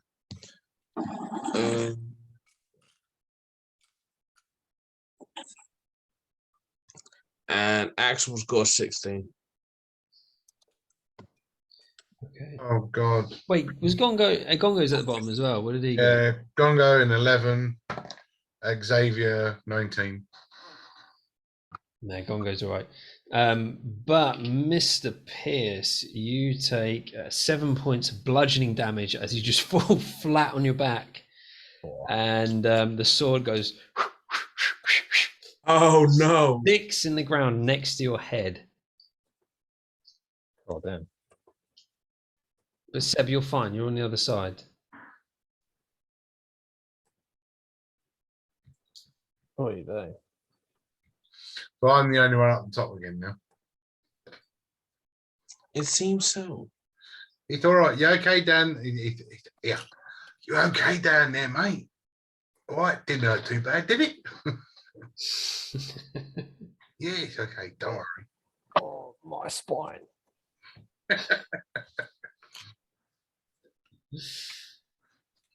Pretty lucky there because I rolled 2 1s on 3d6. Cool. Oh no, is it 1d6 for every 10 feet? Well, it's 1d6 per 10, yeah. Oh no. All right, you can take 2 points of bludgeoning damage then. I'll take away. That was my bad DMing. I knew that as well. 2 points of bludgeoning damage. So I'll add 5. Right. Sick one. Dankeschön. There you go. So yeah, you're still above your basic HP because of my bonus. Oh, thanks for that earlier, Sebi. Yeah, that's a good one. Now I like that Hmm. You knew I'd do something stupid, so thank you. one. Yeah, I think it's something that it will improve with Time. yeah. It cost me one of my bardic inspiration dice, but Oh, fair enough. What was that? What was that? so the mantle of inspiration. Right. That was my speech that I gave. Yeah. Yeah. Mantle of inspiration. So I basically 5 creatures that can hear me and see me. Yep. Whenever I give something motivational, I can give them temporary hit points. Mm. But Okay. yeah, it might be something that improves. Yeah, probably. It only cost me an inspirational dice. Yeah. That's not too bad. I can use it in combat as well, just to throw that out there. Oh, cool. Cool. Right. So Mr. Pierce has no choice but to continue down on the lower level with everybody else. And you continue a little bit further. You get past this. You get down a little bit further, and you start to smell like a smoky smell, all of you. And I have no sense of smell. apart from Despot, I'm just a robot. because he's just a robot. And Seb, what's your passive? I got it. No, don't worry. 12. Not What was good. it? Oh, has it gone up? Is it? 12. What was 11? But no, my passive perception is 12. Okay, 12. Yeah, 12. You can see. Actually, in all fairness, it would have gone up when I went jack of all trades because. Right. Yeah. So you can see some smoke about about 200 meters away, to your sort of slightly to the right of where you are. You can just see this thin smoke plume coming up, and up ahead you can see the top part. So your level that you're walking on, so the left hand side of the wall, it sort of curves away to the left and giving you a more open ground to walk on. And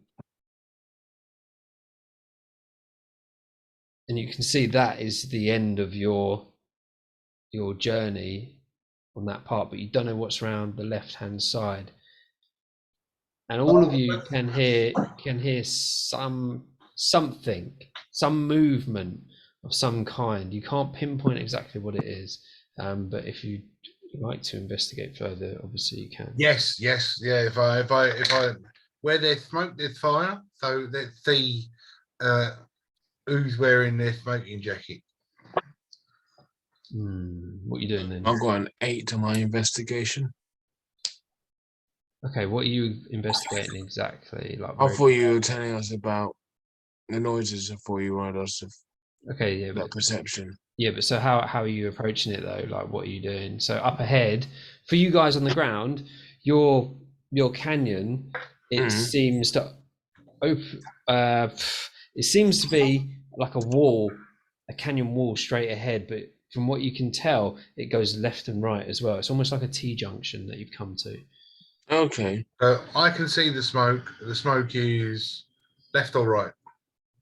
Smoke is right, and it's further than where the ground sort of opens up for you, much further, like 100 feet beyond that. Okay.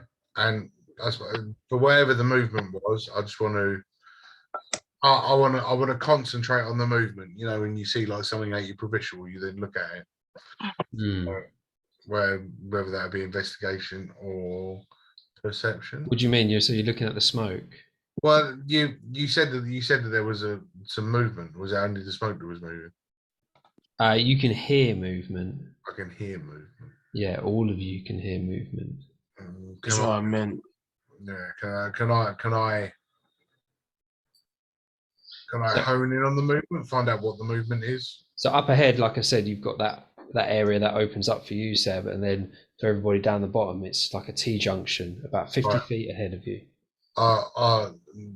Using message rather than shouting, I'm just going to do the wait there. I'm going to go and have a scout about.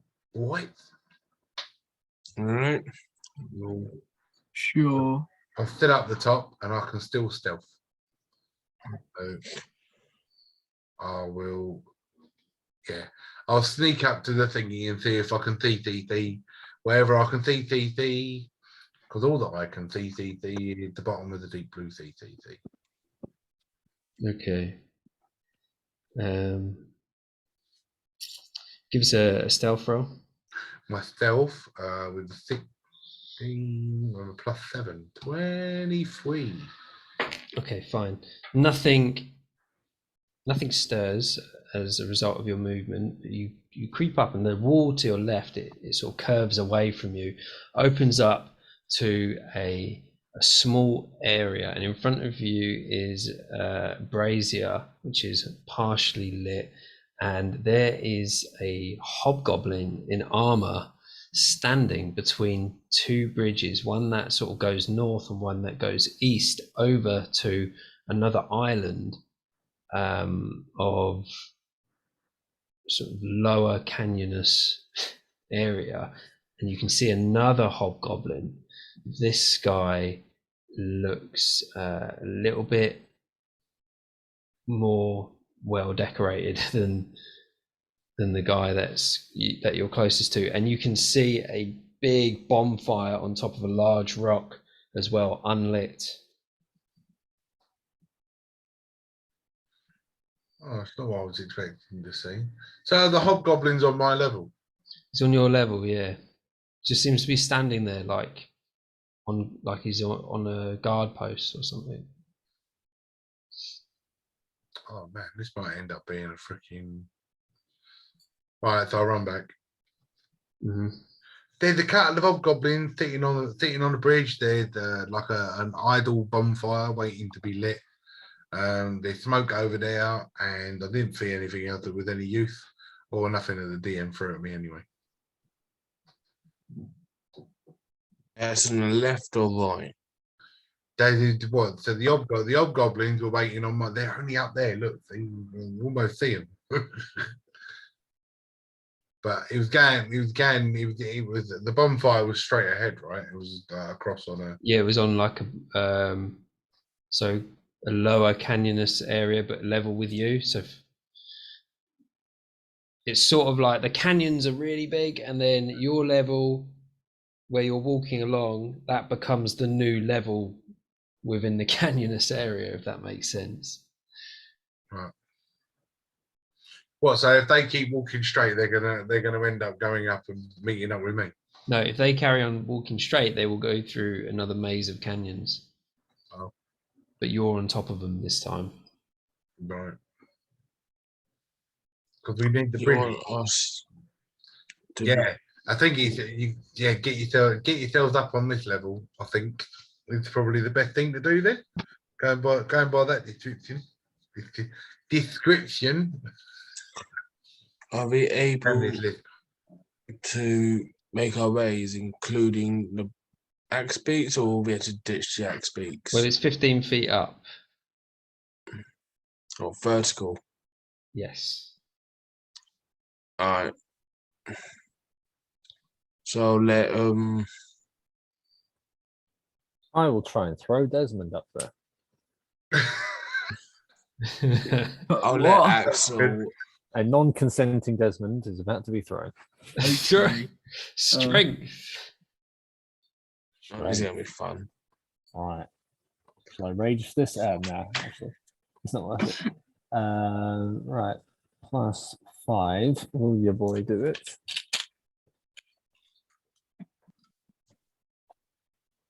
17. 17's fine. You throw Desmond up. Desmond, give me a acrobatics to see if you can hold him. Cheers. See how you land, even. Wrong dice. I keep rolling the bloody d12. 16. 16's fine. You throw him up and he lands on his feet. 3, 6. Right, now the X beaks. They won't like that. No, let's not bother. I will, let Axel go. Like, tell him, right here. We'll go back to the others. Okay. To wait, I definitely think it's a wait here moment. Just We'll get.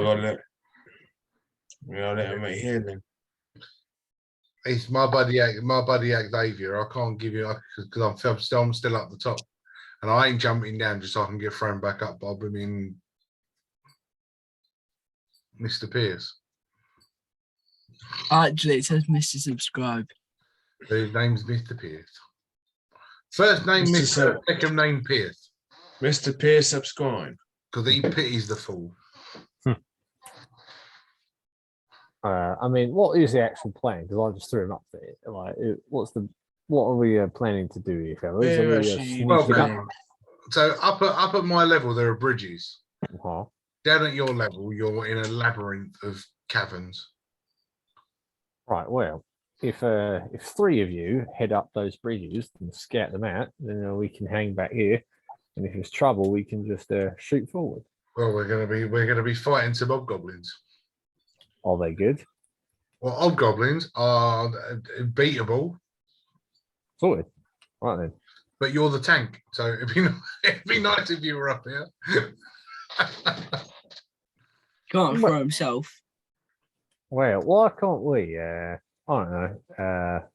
Half of us head for one, and then you try and cast sleep or something on the other, because we don't want to cause too much of a ruckus because they're guards. Well, yeah, sleep's okay, but sleep won't. I won't be able to concentrate on one of them. It only lasts a minute. That's fine. We just kill it in that time. Put him to sleep and stab him while he's asleep. Sweet dreams. Well, all I can do is throw people up, so it's the brainy people's call. Or we can climb Oh, it's Try and climb Gongo. back up. Gongo, get yourself up here with me, mate. Okay. Good Gongo. There's a good boy. And he makes an athletics check. He makes does. it. Oh no, sorry, you're doing Gongo. Yeah, forget he's your companion. He's my buddy boy, isn't he? Yeah. Let's check what Congo. Well, he can climb anyway. It's half his movement, doesn't it? Yeah, So yeah, he just climbs up. his movement's quite good, 30. Yeah, because this wall is a lot of like handholds and stuff. So he can Fair get up it. Well, I mean, his athletic would have been 15 anyway. So I'll try and climb next. So you can climb up as well. It's just half your movement. Pretty sure, yeah. Yeah. I mean, in combat, it'd be under pressure, wouldn't it? So Yeah. that's where you do an athletics check. I'm just thinking, but because you've got plenty of time right now, you can just take your time and climb up. Take his arm and climb, yeah. Yeah.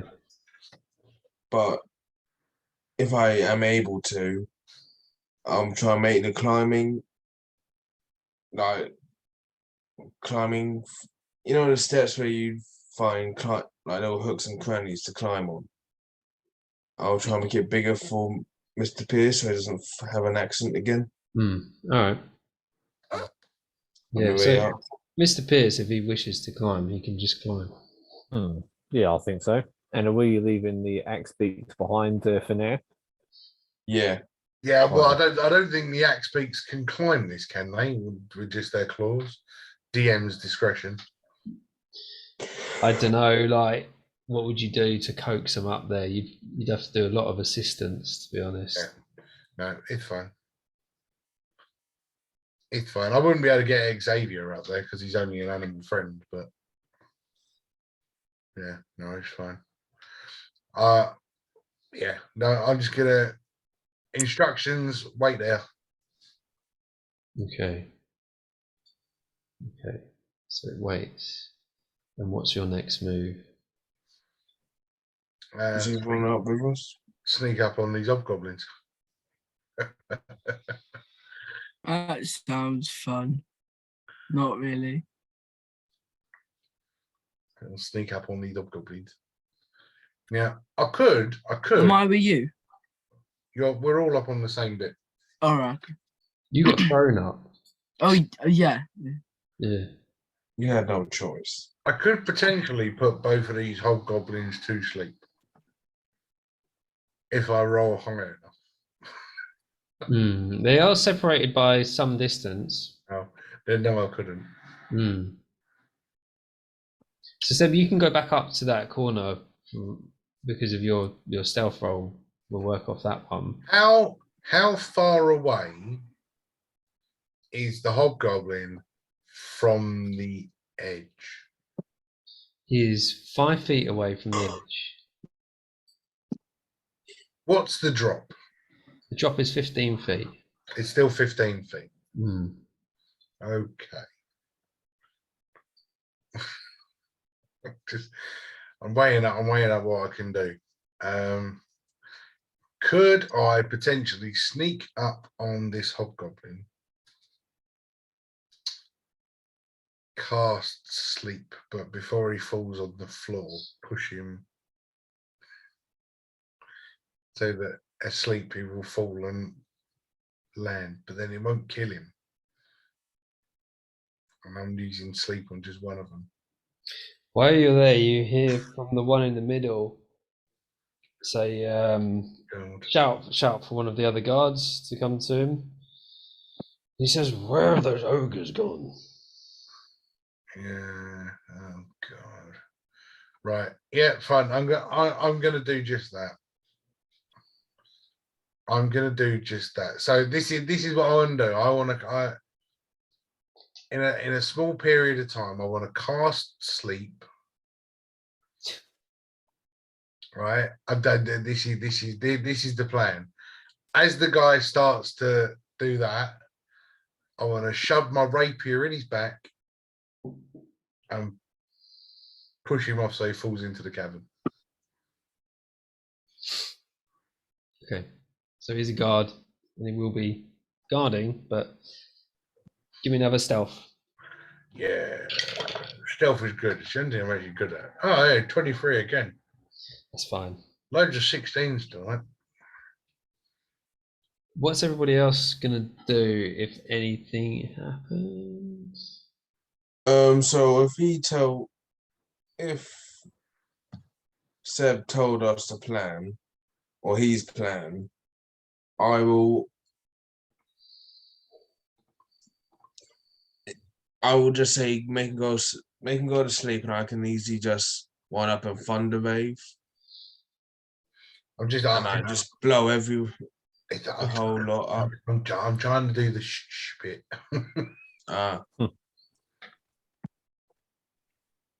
That's why I'm using sleep. Otherwise, I'd run up and do Thunderwave or Shatter. So have you got a group plan at all, or are you just... Well, it's let me take out at least one of the guards, then we'll see what happens after that. Because while I'm stealthily sneaking, and I can do I'm nearly there. I've nearly got him. Yeah. You're right up behind him now, and he's just Right. like... Let's do sleep on this one hobgoblin. This is a massive spell to be using on one dude. It's not anything special, is it? It's just a normal hobgoblin. Just hobgoblin. Yeah, he's going to be asleep in seconds. Oh, Jesus. 10, 16, 21, 29 points of sleep. Yeah, he like just falls to the floor. Yeah. I could have potentially put two of them out. Right, don't matter. I've actually got with that little upgrade, I've actually got a few more spell slots than I had before, which is good. Okay, cool. As he's falling asleep, I want to All right. Yeah, do it. with my rapier. Where is my rapier? Oh, this one I'm in spells. That's why my rapier's not there. Plus the 5. 17 to hit. Yeah. Advantage because he's knocked out. 23 to hit. Hits. 20. Can't count. 21 to hit. That's fine. Hits. Oh, goody. That is 10 points of 10 points of damage. 10 points. Yeah. Where do you attack him exactly? So basically, wherever he was standing at the edge of that bridge. So although he was there, right, and there's a fair old lump of distance. The aim of the kill is like almost like when you sneak up behind somebody and just kind of give it like that. Okay, yeah. But when I do I want to push him so that he falls off and goes down into the cavern. Yeah, that happens. So he falls off, and he goes down, spinning to the floor with a thud. So rather than want him to look at me, who's standing at the top, I want him to look down at the noise. If that makes sense. We'll see if they notice. If they don't, they're actually talking. They don't notice. They don't even notice the noise. Oh, great. It's one down. How many's left? Everybody, roll me perception. Oh shit! Oh shit!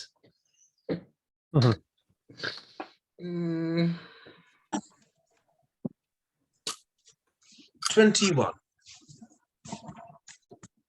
Nat 20. Plus what? 0. No. 14. Well, what did Seb get? Let's see here. Something else. No, very nice. So 14. Seb doesn't notice anything. 14. You notice 14 and above notices to their right that there's one of the cages and the carts that is just round the corner of one of the cliffs, and there's nothing in it. There's nobody in it. And then 20 and above notices on the far side beyond this cart that they just catch a glimpse of the right shoulder of an ogre walking round the back at the bottom in the canyon, around under another bridge far off ahead of them, beyond these other hobgoblins, walking round as if patrolling. Walking from the right or walking from the left? So as you're looking straight at it, he's on the right hand side. He's going around the back of this island that these other two hobgoblins are on. So the hobgoblins are across a bridge from me where I am? Across a bridge, directly in front of you is a bridge, which spans about 10 feet across to a larger island. I can't imagine. I can't imagine that hobgoblin dropped a crossbow before he fell, did he? Let's see what the chances are. Love D&D. Even a bow and arrow would do. No, he didn't drop anything, unfortunately. Damn it, useless bloody hobgoblin. But you look down, you can see it on him. Stupid hobgoblin. And it's a short bow that you can see on him. Well, I mean, couldn't you get one of the axe beaks to fetch it? Without shouting, no. Haven't you got your communicate stone thing? Yeah, but I can't speak axe beak. How are you chatting to it earlier? I can't. Well, it wasn't doing. It wasn't doing. I was saying. It was just joining in. Oh, okay. It doesn't listen to me. It's just an animal friend. It won't attack me in particular. All right. Cool. Yeah, I don't have particular control over it. It was sees me attack, does the same thing, kind of mimicry. Can I get a little bit of cheese that's left in the jar and try and throw it at the crossbow so it goes and maybe picks it up? I don't know. Yeah. Cool. So I'll roll the last little bit of cheese in the jar, kind of scraping the bottom of the jar. And I'll try and get it land exactly on this crossbow of this dead corpse. Okay. I'm just trying to get it. Mr. Pierce. Look, if I throw some cheese on there, right, that axe beak's going to come and get it. The axe beak doesn't know that you're doing this. Because we left them miles back. Yeah, and it's round a corner. But let's see. I'll tell you what. I'll roll for the axe beak and see. How's their smell? All right. Yeah, they're okay. It's quite unlikely that it will happen, but it does happen, and the axe beak goes round the corner and starts eating this cheese underneath the bridge where the body of the goblin is. Which one is it? Is it Axel or Xavier? 50-50, right? So Yeah. Xavier is 50 and above. It is Axel. Yay, the one that listens. Woohoo! So it started eating this cheese because it's got a taste for it now. And what do you want him to do? Like, I didn't think that far. Despot, can you ask him to kind of take the crossbow and then like put it back to where he was chilling, like back to base, so we can get it later. This was a short bow, right? No crossbow. Short bow. Yeah, short bow. That's fine. Archery's okay. Oh, actually, no, is it?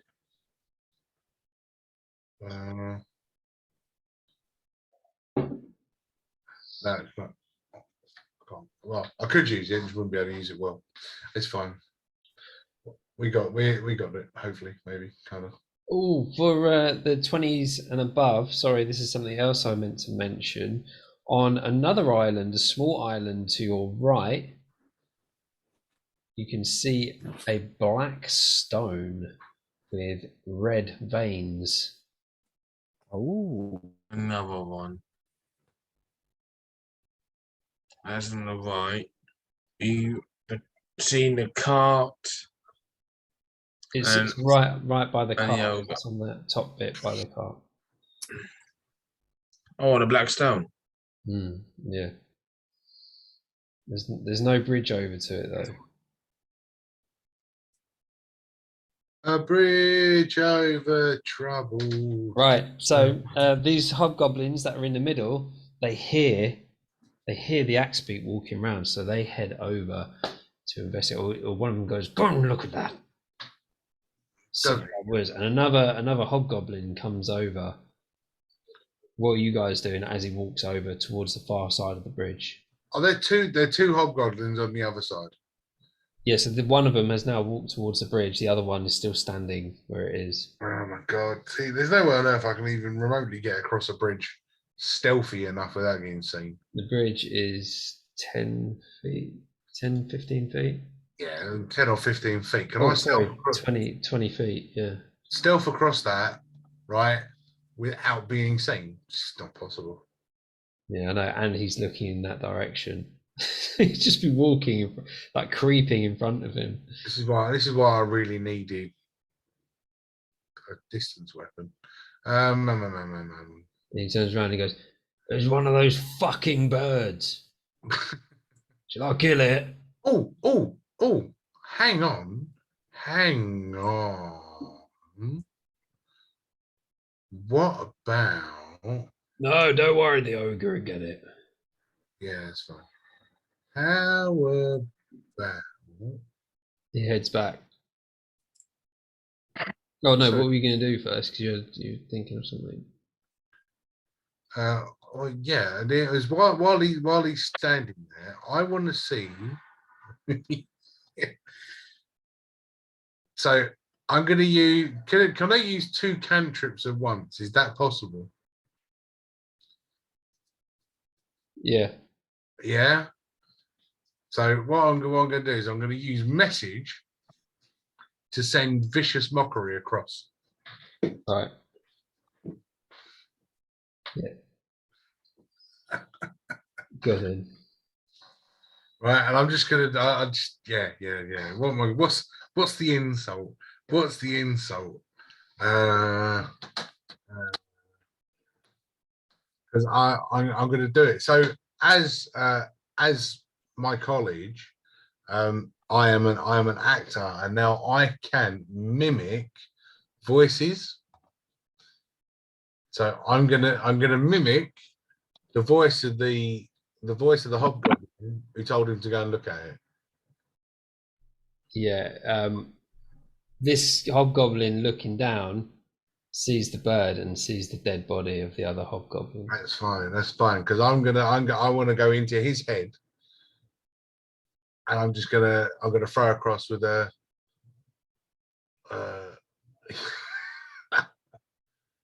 you were so ugly when you were born, the doctor slapped your mother. Intimidation. It's not intimidation, because I'm using vicious mockery. Oh, okay, yeah. So I've got to do a wisdom saving throw, yeah? It's a wisdom saving throw, yeah.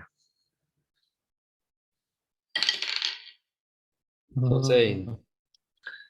14 is a fail. Ooh. So it's not gonna. I mean, this isn't about the amount of damage it's gonna do, because it's gonna do like jack shit. Oh, 3 points of psychic damage. But the idea of doing it was to make him think that the guy behind him was talking about him. Yeah. Why I mimicked the other hobgoblin's voice, because I heard him say, "Leave it for the ogre." So it's in the ear. Okay, yeah. That's good. That's good. He leaves it, and he's like shocked by the body that he's seen, and he goes, "What? Wait a minute. Look, my lord, you shouldn't speak to me like that. It's not fair." And they start arguing around a corner. He goes back around a corner, starts arguing. And he goes, But you do hear him go, "He's dead. He's dead." Yeah, well, I can't do anything about that. And you hear the other one go, "What? Sound the alarm!" Works. Crap. "Light the bonfire!" And he runs round to the opposite side of this large rock, and you can see him like start lighting this bonfire. Right. So, and how far away is this all from me? Because I got 2 hobgoblins. How far away is this all from me? 45 feet, 50 feet, 45, 50 feet. Yes, that's what we know. Because I'm the only one that's kind of there, isn't I?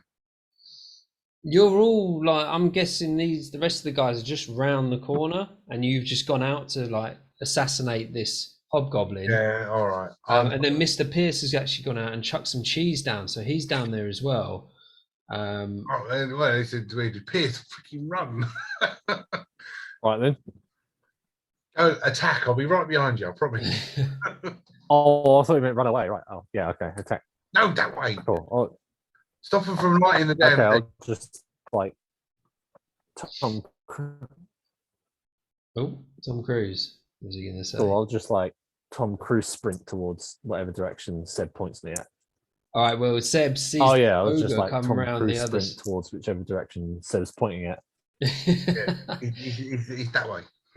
Well, Seb sees this Over there. ogre coming round the corner from this island down at the bottom towards Axel, but the bridge is right in front of him, and this other hobgoblin, 2 hobgoblins are on the opposite side on that island.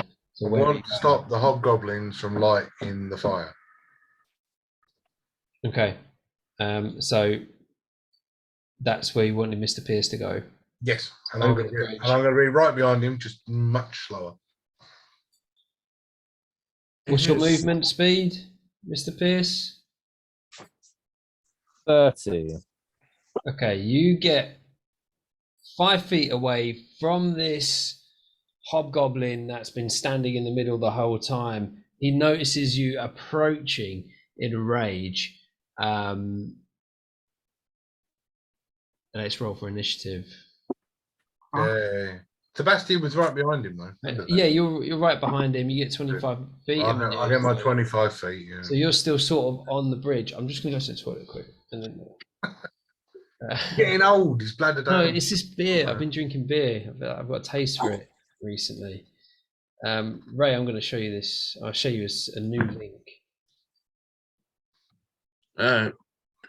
We've started another fight. I tried to do it quietly. You messed up. Bloody work. But if you wanna fight, and then we're gonna have one, 'cause brother, it's D&D. 'Cause where they all come from is a mystery. It's like the bugbears and the ogres and the goblins of the sea. Oh, yeah, how was it? Wicked. Absolutely wicked. I thought I put all my dice away. Isn't it Trabian, as they say in Rome.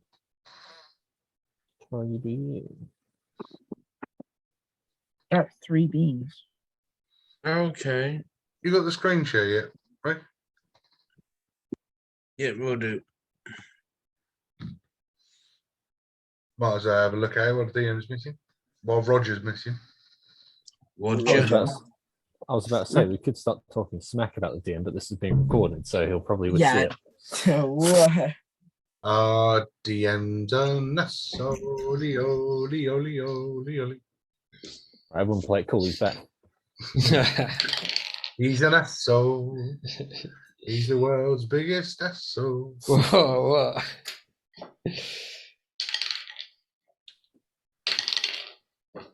I use public toilets and I piss on the seat. I walk around in the summertime saying, how about this heat? I'm an asshole. Oh, right. 20 and above. Oh, 22.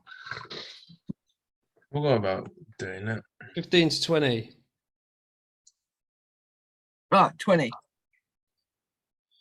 20. Very nice. Oh, I haven't forgot I had range plus one. here.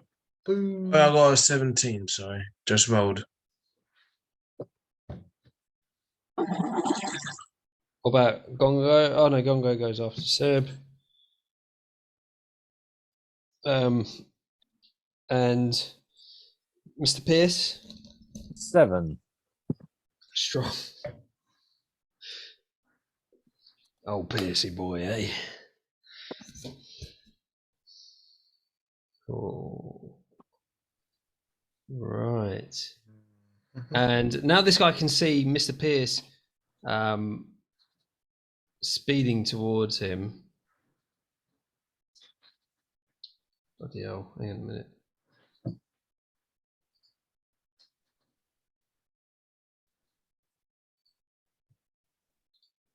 Okay. So you look up at the bonfire and it starts to light. And as the flames grow, you can hear lots of like tapping, like. That bloody army. And you can hear like loads of really high pitched screaming as Oh no, it's an army of XP. all these little goblins I know it's goblins. No. come storming over from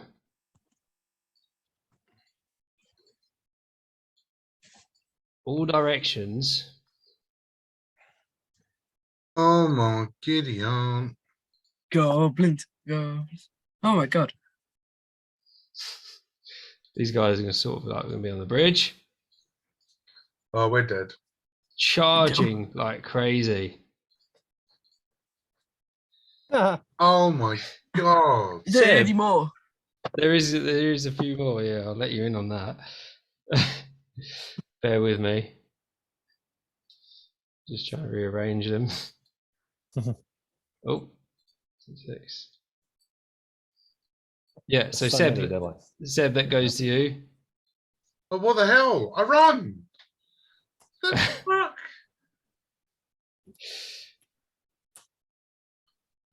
You run. So that's death. If I saw 50 goblins running towards me, that's game over. What are you doing? Pussy talk. Yeah. I don't even know. What have I got to compete with that many people? Nothing. They haven't even got me bloody axe beak. Stop hiding them. It's enough. Stop being pussies. Good. Ashton, I think we're losing Mr. Pierce. Busy, we're a bit robotic there. Right. Yeah, I'm gonna have to throw. Oh, hang on a minute. Piercy goes in first, actually. Sorry, because you told him to go in. I did. I told him So to he's run. top. He's top. He's top of the list. Oh, good. Yippee. Mr. Pierce, what are you doing? This hobgoblin is just standing there with his sword pointing to Mr. Pierce and all you lot as these goblins are just storming in from behind him. Right, is it me now? Okay, right. I'm gonna take out my my red veiny stone and my formless dagger, and I'm gonna stab it. God. Give me a wisdom saving throw.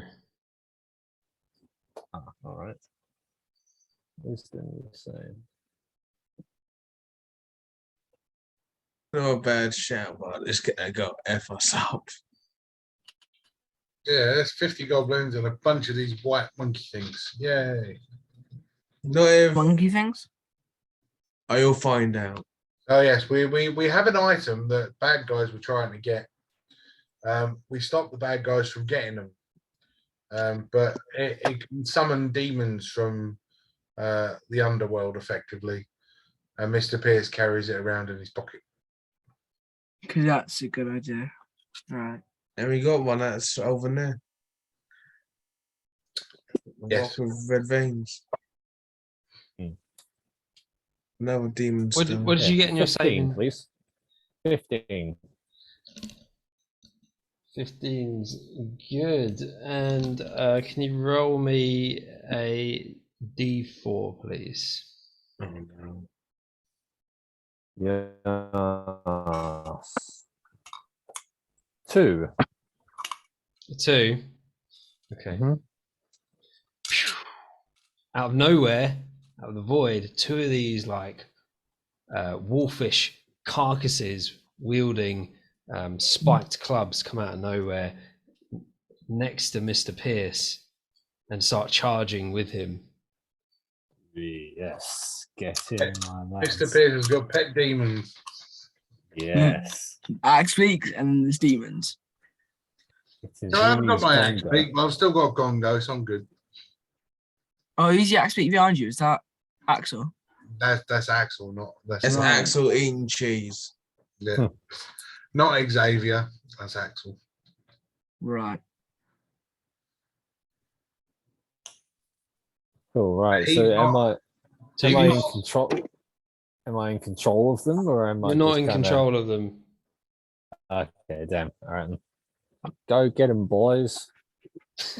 And then I assume that's the end of my turn. Okay, they just. Oh, right. I'm going to roll something here to see where they go. Right, it's 50-50. Seb, you're 1 to 10.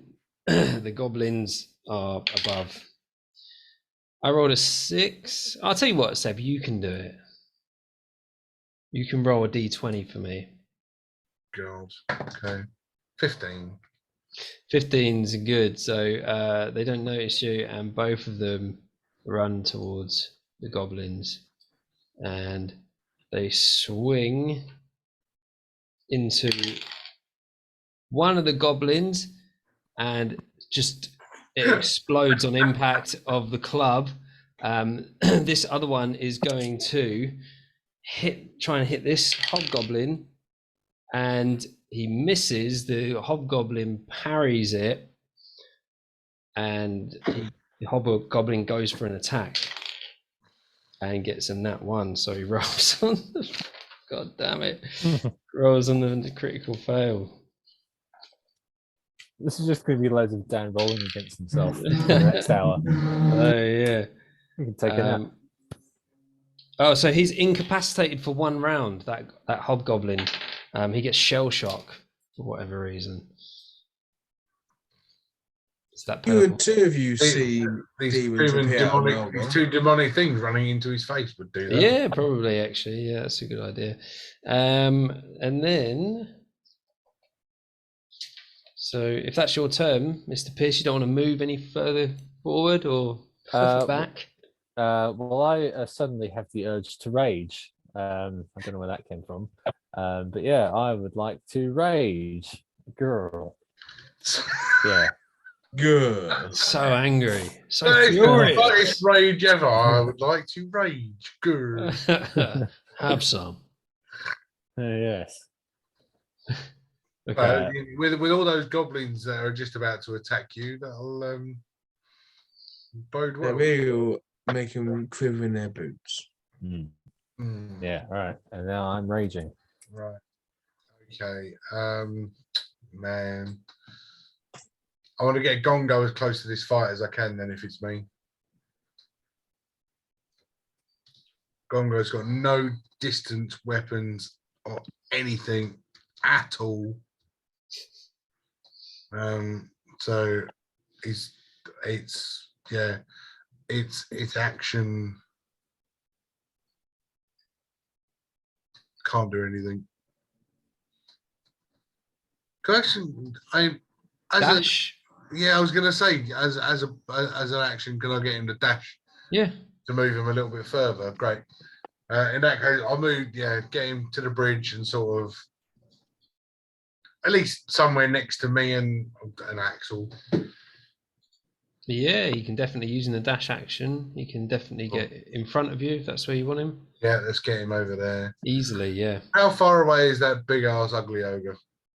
That big ass ugly ogre from you is 15 feet. 15? Oh, Mhm. that's far too close to my liking. But he's 15 feet down as well. Mm.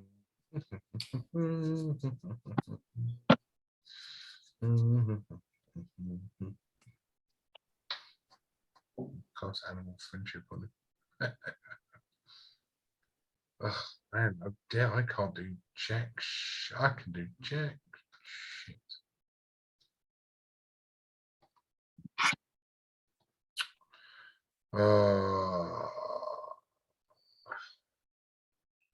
Oh, I've got one second level spell slot left. Yeah, fine. Constitution saving throw, please. For the ogre, For the ogre. his con modifier is +3, so 15. That makes it. Oh, But it will still take half. Oh, 3 5s, 15. So 15, oh, very nice. 15 points, so I'll take half of that. Very nice. As a bonus action, I'm gonna do the just now he's next to me. I can do the gongo. Do you know what? You're my bestest friend, and I'm gonna give him a bardic inspiration. Very nice. I'm gonna use it. I'm gonna use him as a permanent bodyguard. If that's your turn, it's Congo's turn. Yeah. Well, no, Gongo's moved and dashed. So Oh yeah, sorry, you did him before. Yeah, so it confused me. And then Des. Well, I think I should try and deal with that big ugly ogre that's down there if I can make it. Or actually, change of plans. I want to go to the top edge. I know you can't see my finger. I want to go to the top edge of the The bit you're standing platform. on. Yeah, Yep. yeah, there. Yep. Am I in? Hold on. Am I in 20-foot range of said thing from there? Seb's what? Am I in 20-foot range? Of what? The big ugly ogre. You're 25. Ah, Go on, go right to the edge, you get 20 feet. Go on in. right, cheers. Yeah. Hand axes. 25 to hit. Hits. Not nat 20, sadly. Wish it was. I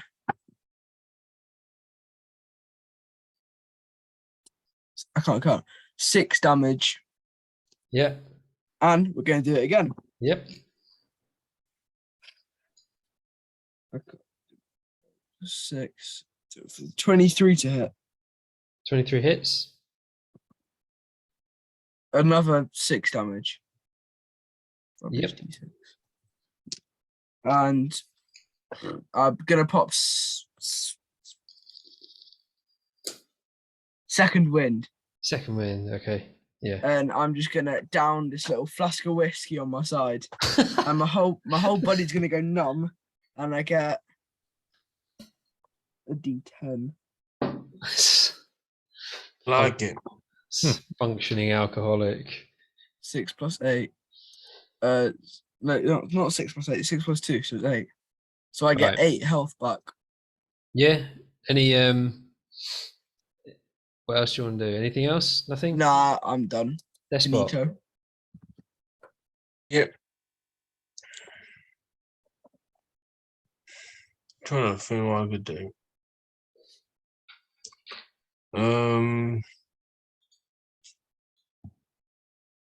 What can I do that is?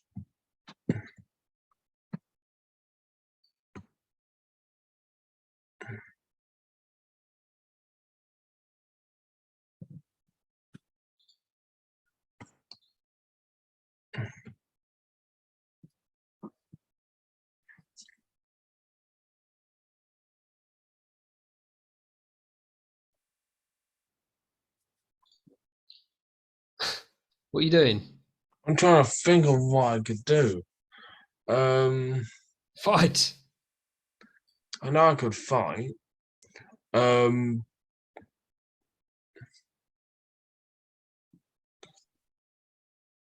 60 feet. If I'm able to do this. Okay. So I'm gonna point at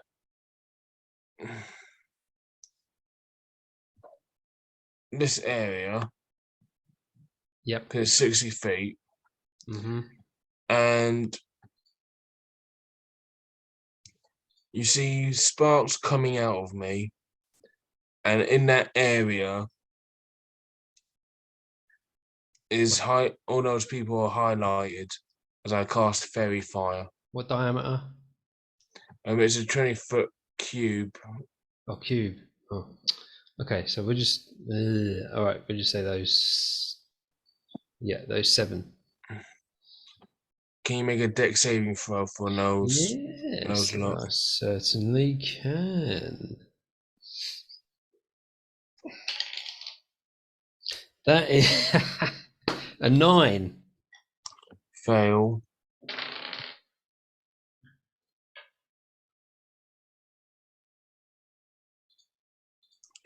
And all those 7 are outlined in, I'm going to say blue. Right. What for? For the duration, we can see them in dim light. And people who attack those creatures get advantage. Okay. Advantage on the blues, yeah? Yeah, on the blues, they get advantage on attacking them. Okay. What else you got? Bonus action, ask Axel to get the F away from the child. Okay. Just move him wherever you want him to go. So he's got 50 feet of movement, hasn't he? Yeah. Yes. Cool. That'll be my turn. All right. So this goblin in the middle, he can't do anything because he is like shocked from seeing these creatures until his next turn. So that is him. He doesn't move. He doesn't do anything. That's him done. The goblins that you highlighted, they are going to continue to run up and surround Mr. Pierce. And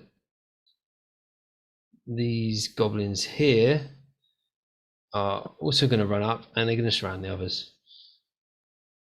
Oh no! These goblins here are going to run across to the other side.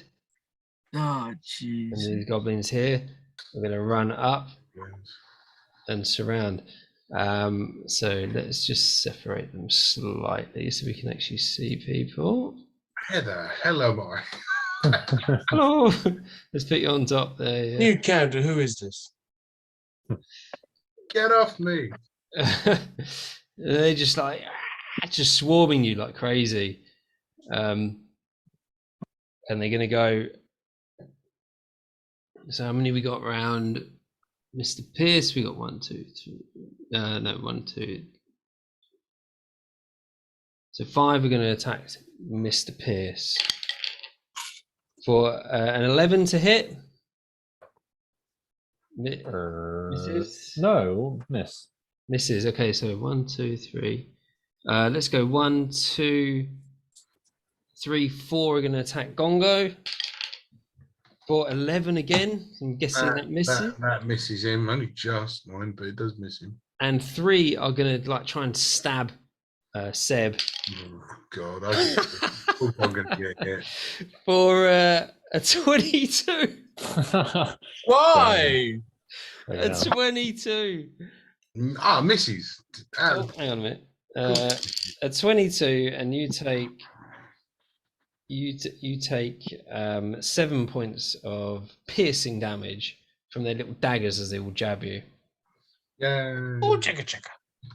There's 2 that are going to one that's going. Oh, what's behind here? Oh yeah, one of those beasties are behind there. So 2 are going to try and kill one of those beasties, and they miss. And then 1 is going to try and attack the other beastie, and they miss. That one misses as well. The others actually are going to take the dash action. So, yeah, all of these guys. Oh, come on! Don't do that to me. That just broke the thing. They're going to jump down, and they're going to run along and make their way over to Axel. I'm gonna go kill my.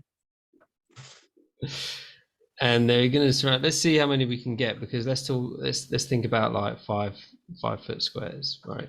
So let's go on thinking like diagonal as well. So that they can't get any more. The others like chasing after the other guys on the map, and they're going to take 2-6. Let's have a look. They attack Axel with a 24. Definitely hits.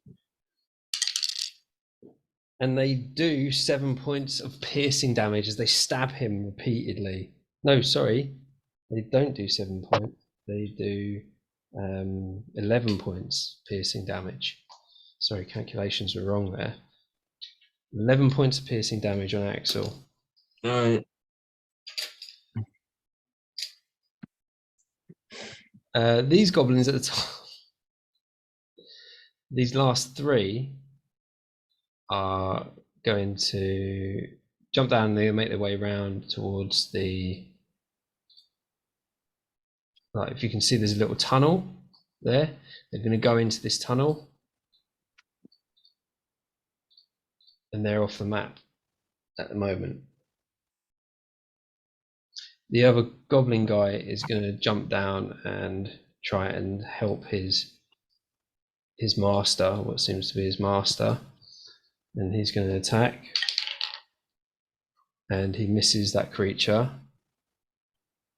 and that is in. Oh no, he gets advantage because another goblin's there, and he rolls exactly the same, and that ends the whole goblin's turn. The ogre moves down towards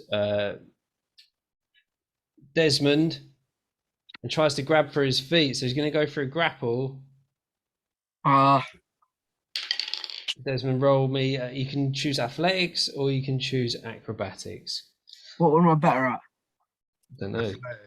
Athletics. Yeah. Nat 20 plus 6.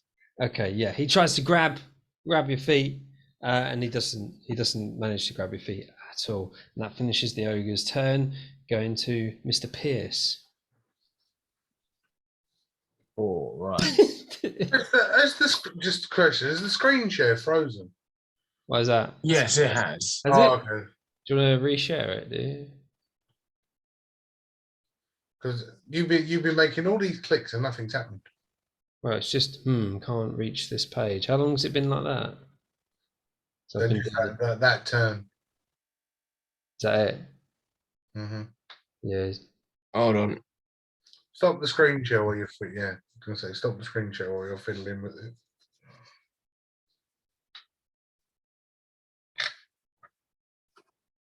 All right. Cool. Am I good to carry on while that's doing that? Or wait a little bit. Yeah, you can carry on. Okay, the only thing I can really do is just double-handed swing my greatsword and then hope that I can kind of decapitate one and hit a few more. Which one are you going for first of all? I'm going to go on that's at my 9 o'clock. 9 o'clock. All right, no worries. Yeah.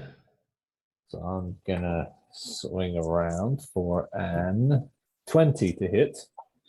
20 hits, just about. Yeah, just about. And then that'll be a. It's advantage, by the way. So if you get a roll again, just in case you get a nat 20, if you didn't already know that. Nope. All right. Hey, who moved that goblin? Okay, so that is a 15 of slashing damage. Yeah, right. Okay, Oh, nothing. 15. So you swing round and you slice straight through this first goblin and straight through the second goblin and hack into the third goblin, but don't get quite all the way through. And it's like, Yeah, nice. And well, I don't really want to move away because I'll have like 8 different things at me. So I'll just G on my my boys from beyond the realm. Like, go get them, boys, again, and then that'll be there. I'll give them names. Why not? Sooty and Sweet. Go on, Sooty and Sweet.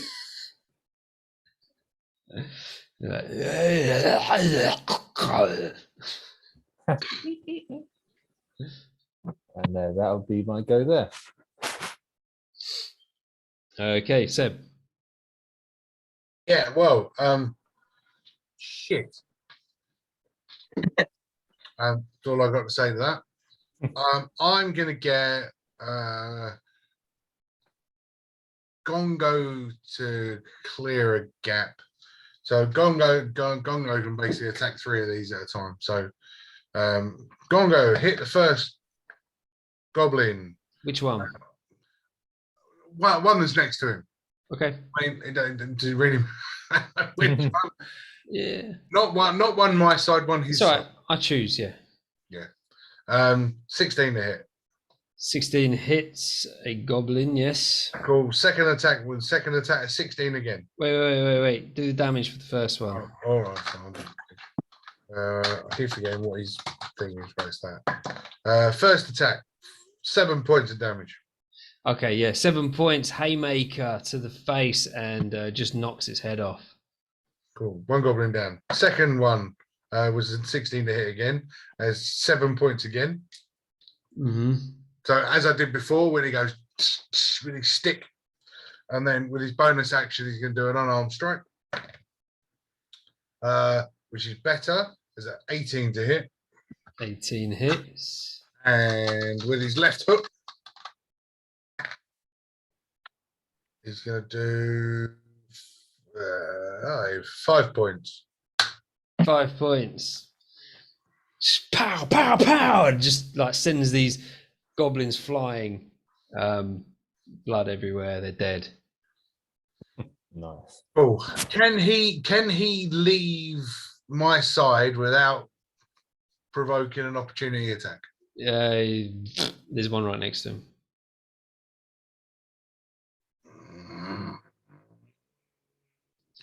Let's set these out a little bit more. There we go. Realistically, like. Yeah. Did I miss anything? Just Gongo throwing uppercuts. Good, yeah, Gongo being a ledge. All right. In that case, I'm gonna take a chance. Ukulele comes out.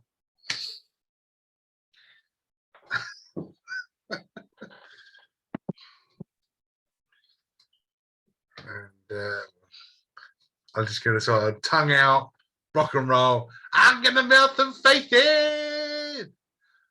Oh dear. Can all the goblins within 15 feet of me, and I'll roll for Gongo, make a Constitution saving throw, please? Gongo with a 19. Ooh, Go there's a Gongo. line. Didn't mean to do a line there. I'm damaging Gongo, but yeah. Let's have a look. Constitution, do you say? I say, sí, señor. Muy bueno. 9. Your odds failed. Failed the goblins. This is where I have some fun now. Clear the room. Gongo's going to take half of this, which is a shame. Clear the room with 14 points of thunder damage. Oh yeah. So this is radius. So the ogre might be caught in this as well. Let's do roll for the ogre. He gets an 11, so guessing that fails. It does fail. And he takes 14, you say? And Yes. The others take 14 as well. And it's like I don't know. It's like you've gone into a spray tan salon, and you've gone into one of those pods, and it's just spraying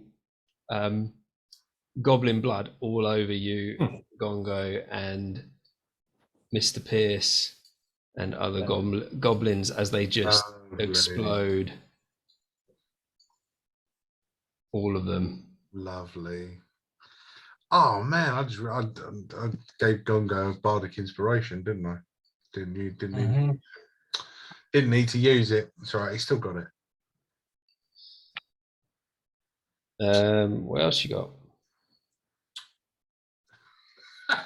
I don't know. What else have I got? Suppose I could throw a bardic inspiration. Yeah. Oh, pithy boy, hit 'em really hard, smash their bloody faces in, 'cause I'm going to give you inspiration from a bard. Oh, lovely. Thank you. Cheers, mate. Yay. Mm, Have a D6 to add on. Good, thank you. It's all right. I won't start clicking around on the page to start doing stuff because that'll affect what you guys can see. All right. If that's you finished, that goes to Desmond. You bloody big ogre, I'm gonna smash your face in, you know. He's probably close to looking you in the eye. Yeah, so I'm gonna Nice. double-handed above my head, smack it down on his forehead. Why not? Yeah, all right then. Yeah, Why I'll let you not? do that. Yeah. Go on then. Down. Oh. 18 to hit.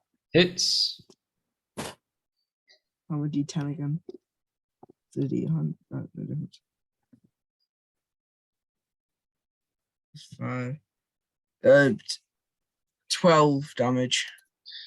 Well, oh, this ogre's taken an absolute pounding, and when you hit him in the face, he almost falls on his back. There's blood everywhere. He's just absolutely battered.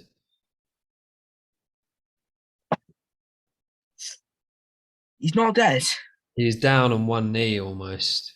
Bloody hell. About to, yeah, he's in a really bad way, really bad. I'm out. Lost my hand access unless I can grab him off his back or his face, wherever they were.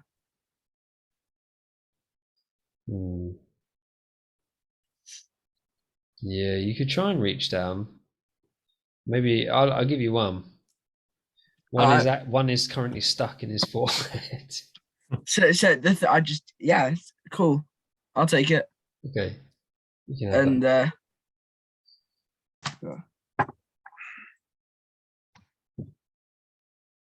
24 to it.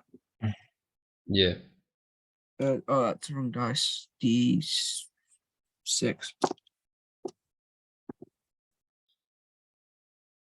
10 damage. 10 damage. The ogre goes down like a ton of bricks. Dead. I played a little Yeah. part. I'm quite proud. Well, clearing out all them goblins. I do like Thunder Wave. Yeah, it was good. Powerful. So the ogre's down. I'm Desmond. gonna movement. I'm gonna slide down. Yeah. Do I get my hand axes back? You're gonna slide down. Give me our acrobatics. All right. +1. 14.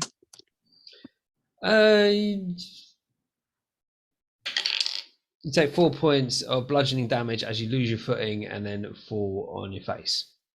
Sharon. But Was yeah, that, you was get that a your 4? 4 points, but you get your axe back. Cool.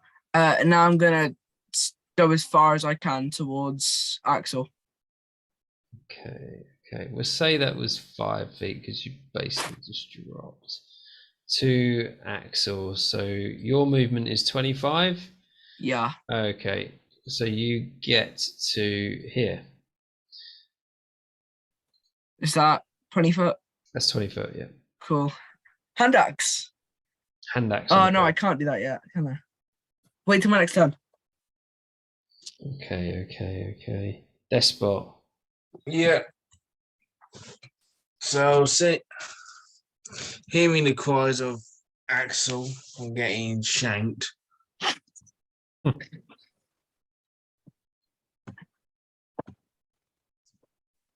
I'm gonna. Can I move all that way?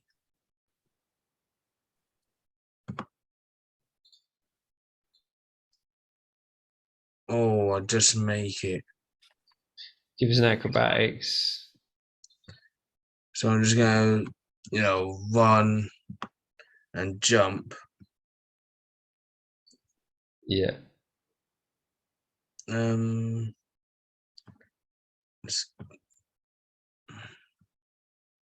Acrobatics. Acrobatics.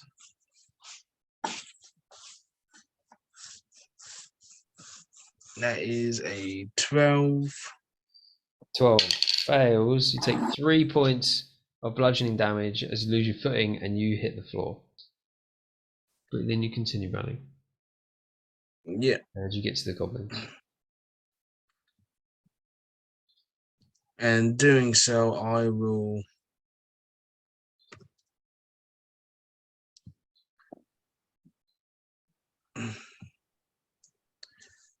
punch the ground, slam both my hands to the ground, and cast Thunder Wave.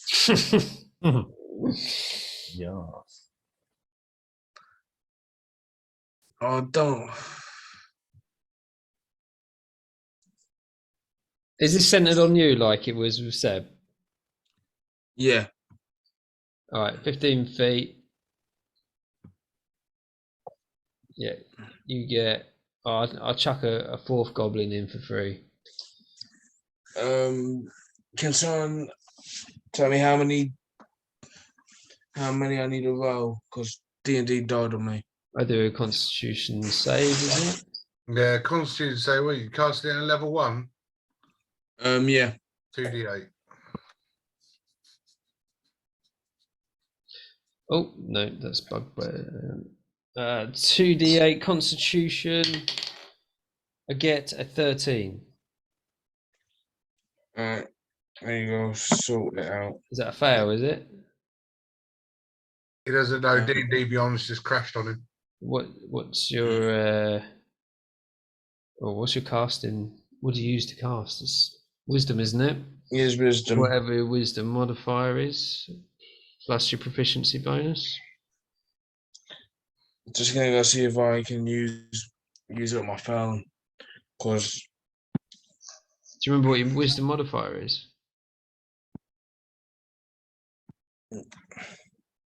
not off by heart. Okay. There we go.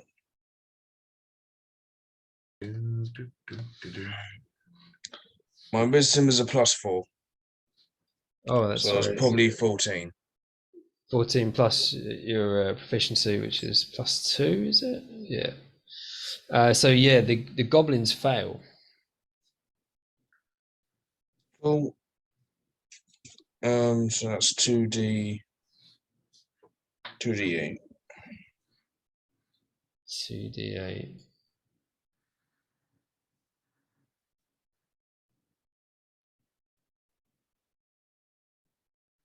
Which is, that is shocking. That is 3 points of thunder damage. Like, frightening. like what Seb and Gongo experienced and Mr. Pierce experienced, have yourself a trip to the tanning salon as they all explode. Spray the surrounding area with blood. Cool. Yummy. It goes in your mouth, yeah. And I Else will you- try get Axel to try and defend himself. I will ask him to attack. Which is D20 plus 4.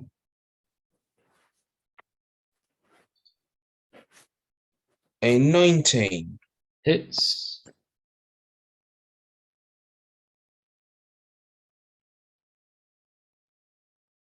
One D8 plus 2.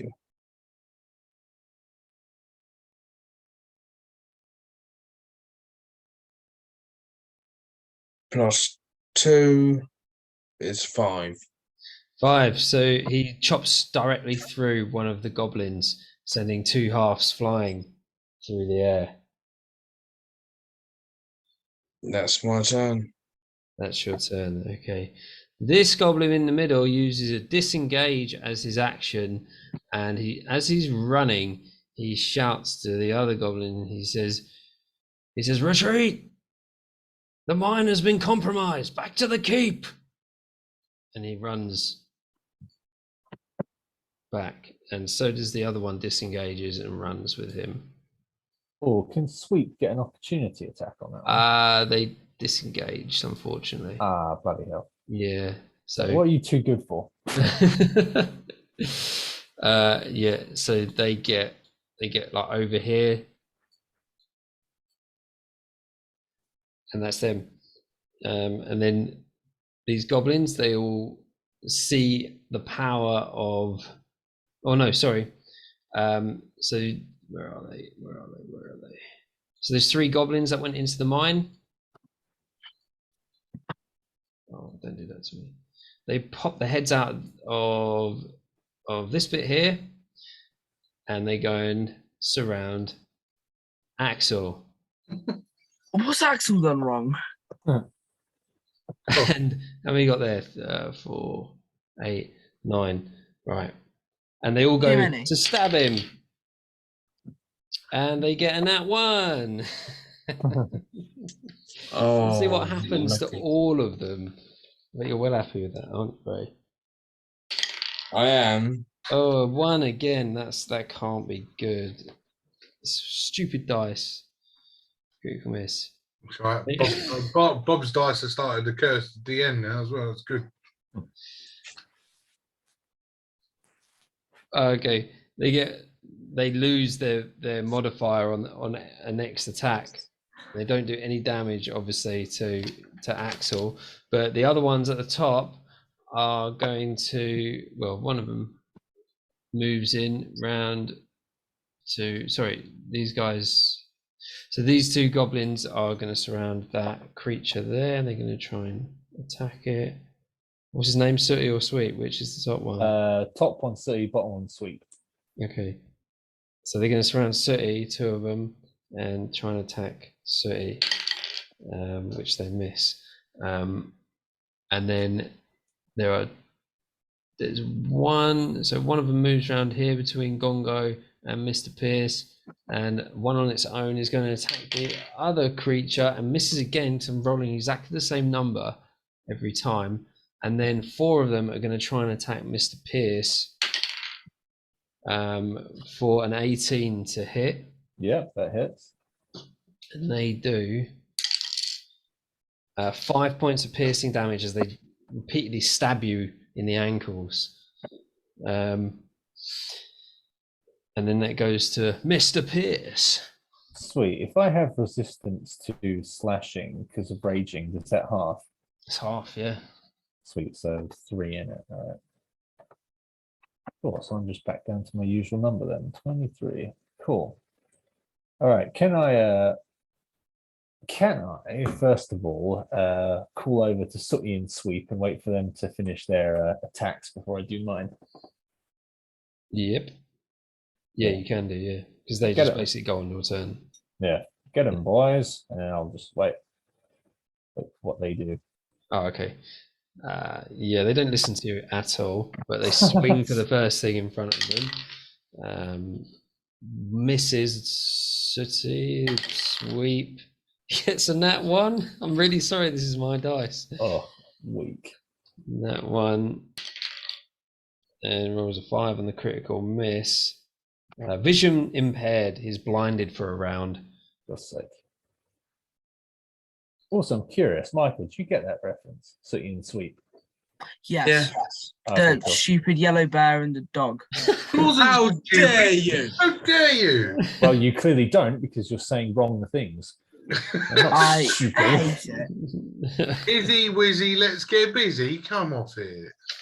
Yeah, No. Unbelievable. I Thanks have for you two get- teddies. I have an old one and a new one. I've got one in Chelsea and I had one that I got given ages ago. Kick him out of the group. Unbelievable. No, Right. please. Okay, so in Thanks, that mate. case- You're going to go say you don't like Bodger and Badger. Eh? I don't think you would have ever watched that. Too young. right, enraged with my anger at this blasphemy, I'm going to double hand swing my great sword again, aiming first for the one that's at 1 o'clock. Advantage, remember. Bodger and Badger, Bodger and Badger. Advantage, you say. 23, 15, so 23. 23, yes.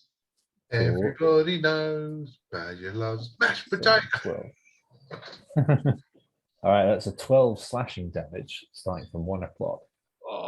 Right, you slice straight through the one at 1 o'clock and just dig it into the other one. Oh no, sorry. Yeah, you slash through that one as well. Dig it. Straight through 2 of them. Squish that green bitch. Sweet, and then no, that's pretty much it for me. Okay, Seb.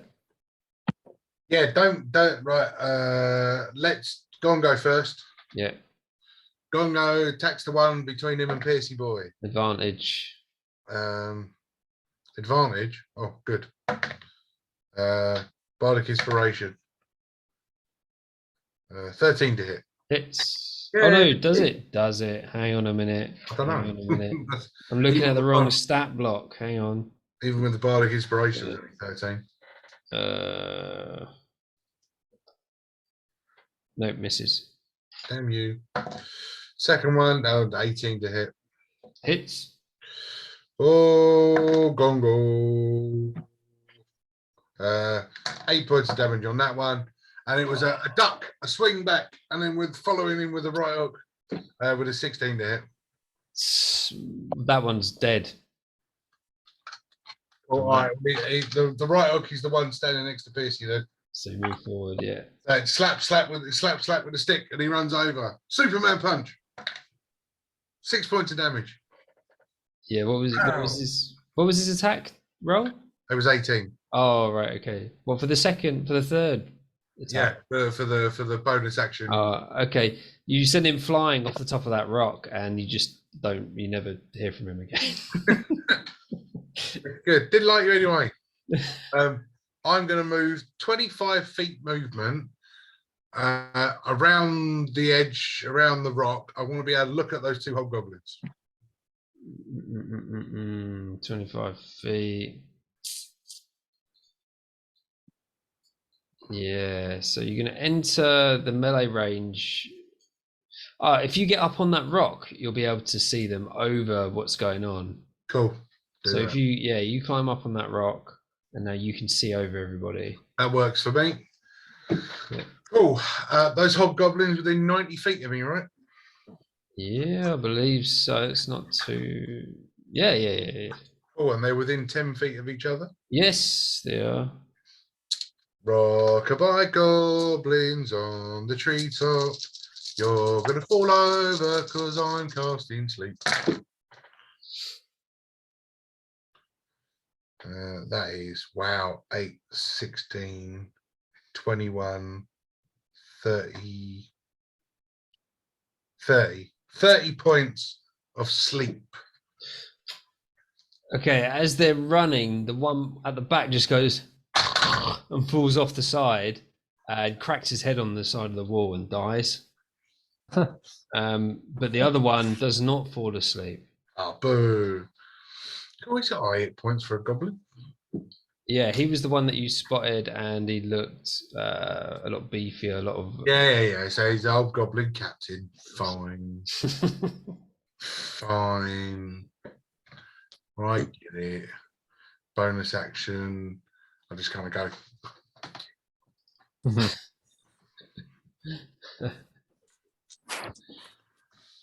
Yeah, that's it. I've got no bonus actions to offer other than bardic inspirations. Desmond. Pierce has still got, I think. Oh yeah. Hand axe. Yep. That's my modifier. The hand axe, you can run up and beat up the goblins. Fine. I'll use my movement to walk to the goblins. Probably better. Right, I'll attack the one for 430. Okay. Right, so 15 plus 6. 21 to hit. Yep, that is. And my D8 plus 5. What one's a D8? It's the. It's got 8 sides. That one. Yeah. Yeah, I was counting the side, right? Sure. 9 damage. Okay. You swing into that one and just kill it. And hand axe. Yep. 23 to hit. Yep. Badger and his badger mates are never far away. Badger, badger. Alright, Wasn't like plus didn't the presenter of that turn out to be a nonce or something? 10 damage on the one below me. Roger. Okay, yeah, that Ah, one sweet, just sweet. dies as well. Oh, I ain't got nothing else. Okay. I'm very primitive. I just This spot. Yep. So first things first. Axel's gonna go to take another chunk at a random goblin. Just a suggestion. I don't know if you thought of this or not, but you know he can take a disengage action, can't he? Okay. Yeah. Any creature can take a disengage action. They're like universal for all creatures. Cool. And then his action will disengage and run to safety. Where's he running to? Do you want to move him? Yeah, will do. Is he going to go out of the combat then, like off the map completely? It'll just stay around here. Right. Okay. Yeah. That's Axel's go. And I will one up.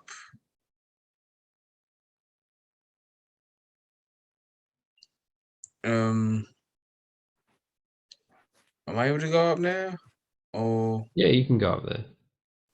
and I will, with so much anger, I'll swing my Billy axe Yeah. and like try to baseball bat him off.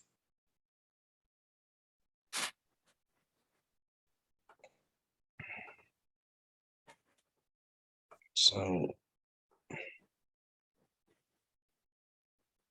20 not natural. Yeah. It's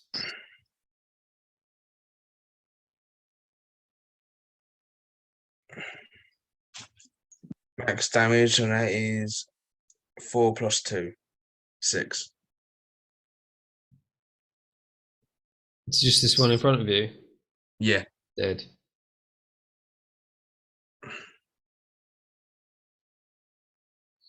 That's my turn.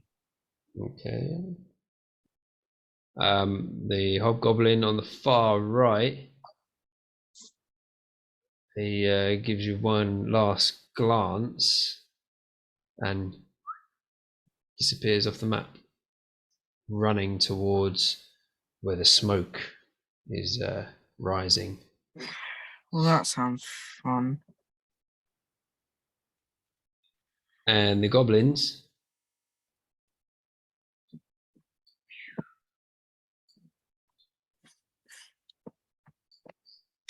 Jesus Christ. Just gonna clamber around there.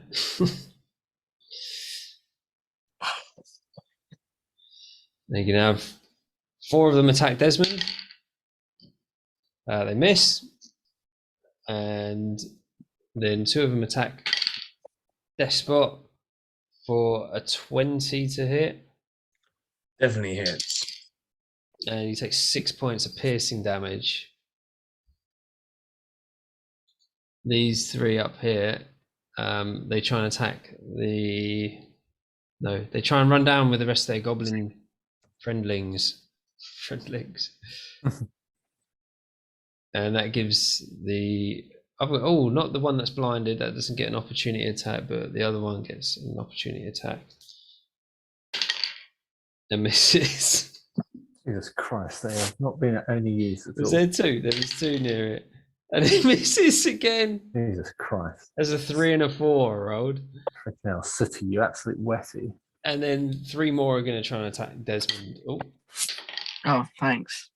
They miss. So that goes to Piercy again.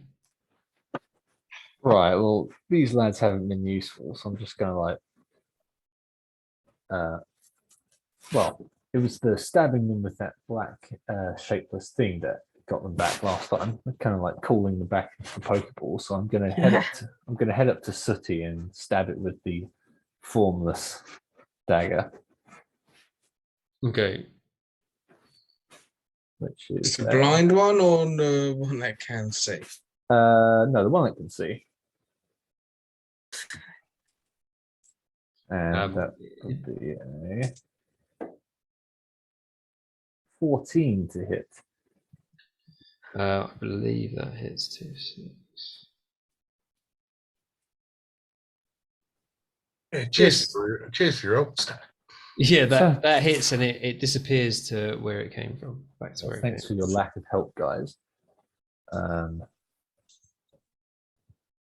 Yeah, and then for my bonus, I kind of just clip sweep around the ears. Oh, what's all this?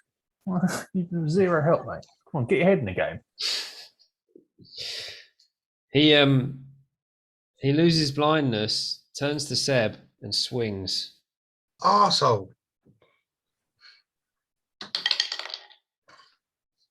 And it is, what's his modifier? 18 to hit. Yeah, it hits. And that is 1d4 + 2, so it's not really a lot. 5 points of bludgeoning damage, actually, because it's a club. 5 points of bludgeoning damage. Yay. And then it goes to Seb. Well, what an arsehole stabbing back. 21 to hit. Hits. 11 points of piercing damage. Oh, that is its hit points, and it goes down. Back to the void. The hell did he stab me for? I didn't do nothing to him. Scumbag. Arsehole. Here, Gongo. Right. I'm gonna do this. No, because he hasn't used his other one yet. I'm not gonna give him another bardic inspiration.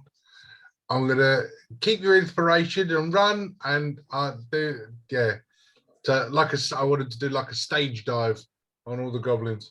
Yeah. Oh look, it's a superhero landing. Acrobatics for Gongo. Dexterity is +0. That's fine. 17. Yeah, that's all right. Lands. Yeah, lands on them.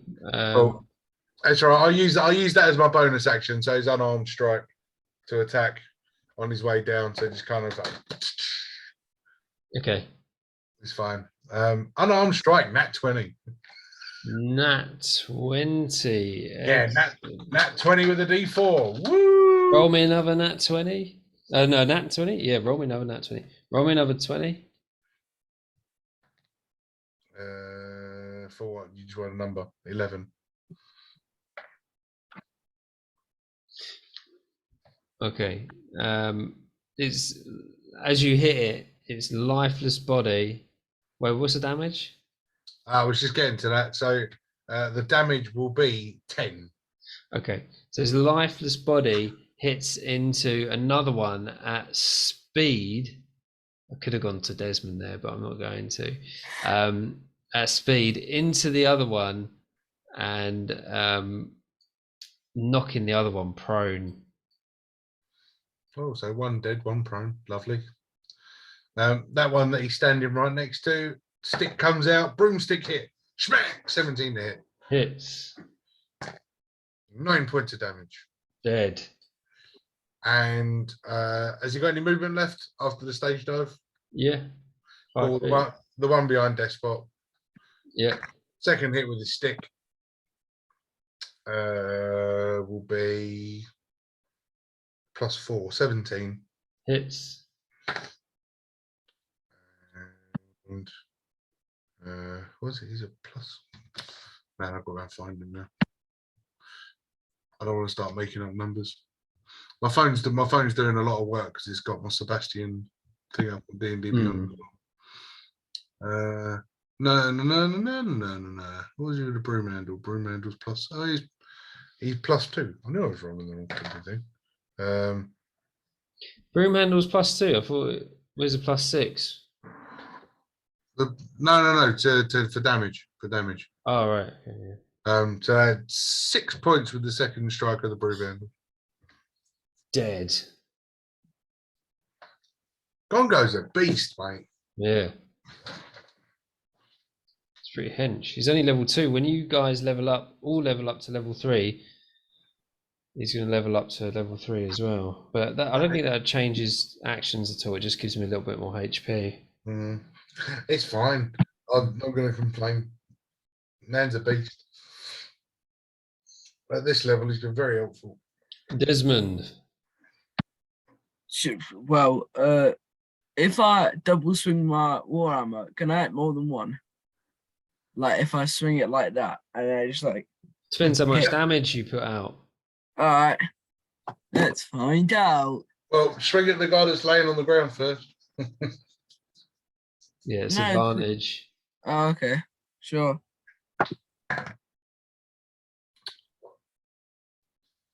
What's that? It's 24 to it. Yep. Is that a nat 20? No? No. No. Okay. Yeah, damage. D10, D10, D10, D10, D10.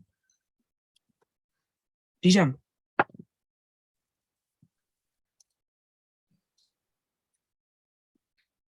Plus. Oh, I rolled the wrong die. There we go. I did this two-handed, yeah? Yeah. 14. 14. You splatter 2 of them. That's the number I was nice. looking for. 14, no less. You like smash one, it carries on and just smashes into the other one and just ruptures all its internal organs until you just die. Yeah. Cool. Is that it? Yeah. I mean, if I use 2 hands on a weapon, I can't use 2 weapon fighting. So yeah. Despot. Yeah. So I am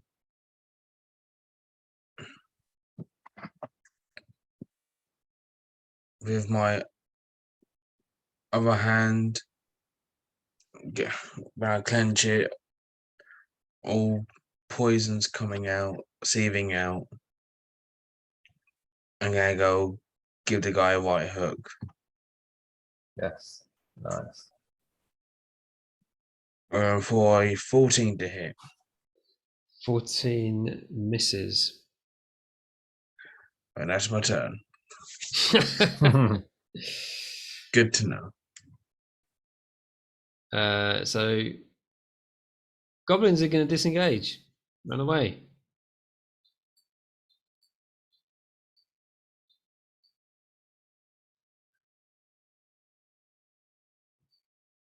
Piercy. I mean, they're probably outside of my movement. Because, yeah, that looks quite steep, and it's only 30 feet, so I probably couldn't get to them, could I? Let's have a look. So 30 feet, you got 5 feet on there.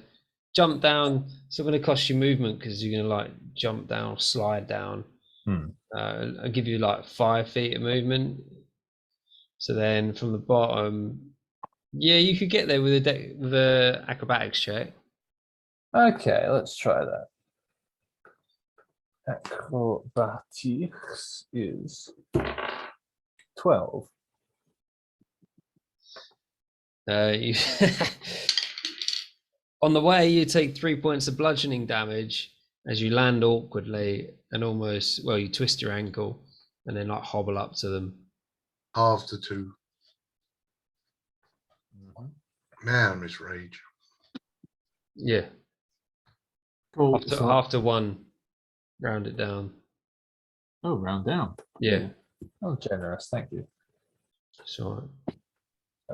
22. Cool. So, ignoring the hobbling ankle, I'm going to then double-handed swing with the great sword again. I'm going to start with the one on the furthest right of the screen. Mm-hmm. And that would be a 15 to hit. That is its armor class. So does that mean I win? I can't remember. Yeah, no, you win. Yeah. Oh, okay, Sorry. Sorry, I have to dumb it down for me. I'm still not very clever. And then that's a 15 worth of slashing damage. 15. You slash through 2 of them. With 2 left. Ooh. And then, oh, that's really all I can do. So I'll leave it there. Right. Seb, you're going to go in for the finish shot. Where are you? Oh, you're on that rock. I'm standing on top of that damn rock. Yeah. I can't really do anything from where I am. So I'm just gonna I'm gonna jump down off of the rock and just sort of stand on the edge and just kind of do the gongo, thick 'em. Okay, Gongo is well within range, I think. Yep. Well within range. Gongo is my boy. Gongo! Stick strike number 1. 16 to hit. Hits. Yay! Stick strike number 1. 5 points of damage. Yes. Down. Stick strike number 2. I could have given him a bardic inspiration and I didn't. That's going to be a 14 to hit. Miss. Miss. Oh no. But with his right hook, is going to be a 16 to hit. No, 17 to hit. That hits. With his right hook, left hook, even. That'll be 5 points of bludgeoning damage from the giant orc fist. So describe the final kill on this horde. In Gongo's voice. In Gongo's voice, please. Yeah. I'll do Gongo. So with the description of the hit, he comes in with the first one, just huge baseball bat swing, taking the goblin's head off. As he spins it back, grabbing it, he's gonna not damage, but he uses it just to sweep the knee You know, because all good fighters sweep the leg. As he sweeps the leg, one round with the fist, and as the goblin goes down, he drives his hand through the goblin's face as it lays on the deck. Oh, very nice, very nice. Defeating the horde completely. Awesome. Fairly easily. But that Good hobgoblin for yourself. I took a pounding. that hobgoblin has ran off to where the smoke is rising. And that's it. So you got one escapee. But that's it. We're going to finish it there because it's like 11:45. So yeah, it's pretty late. Yeah, there was a hell of a fight. Yeah, It lasted an hour. Yeah, no, that's good. That's good.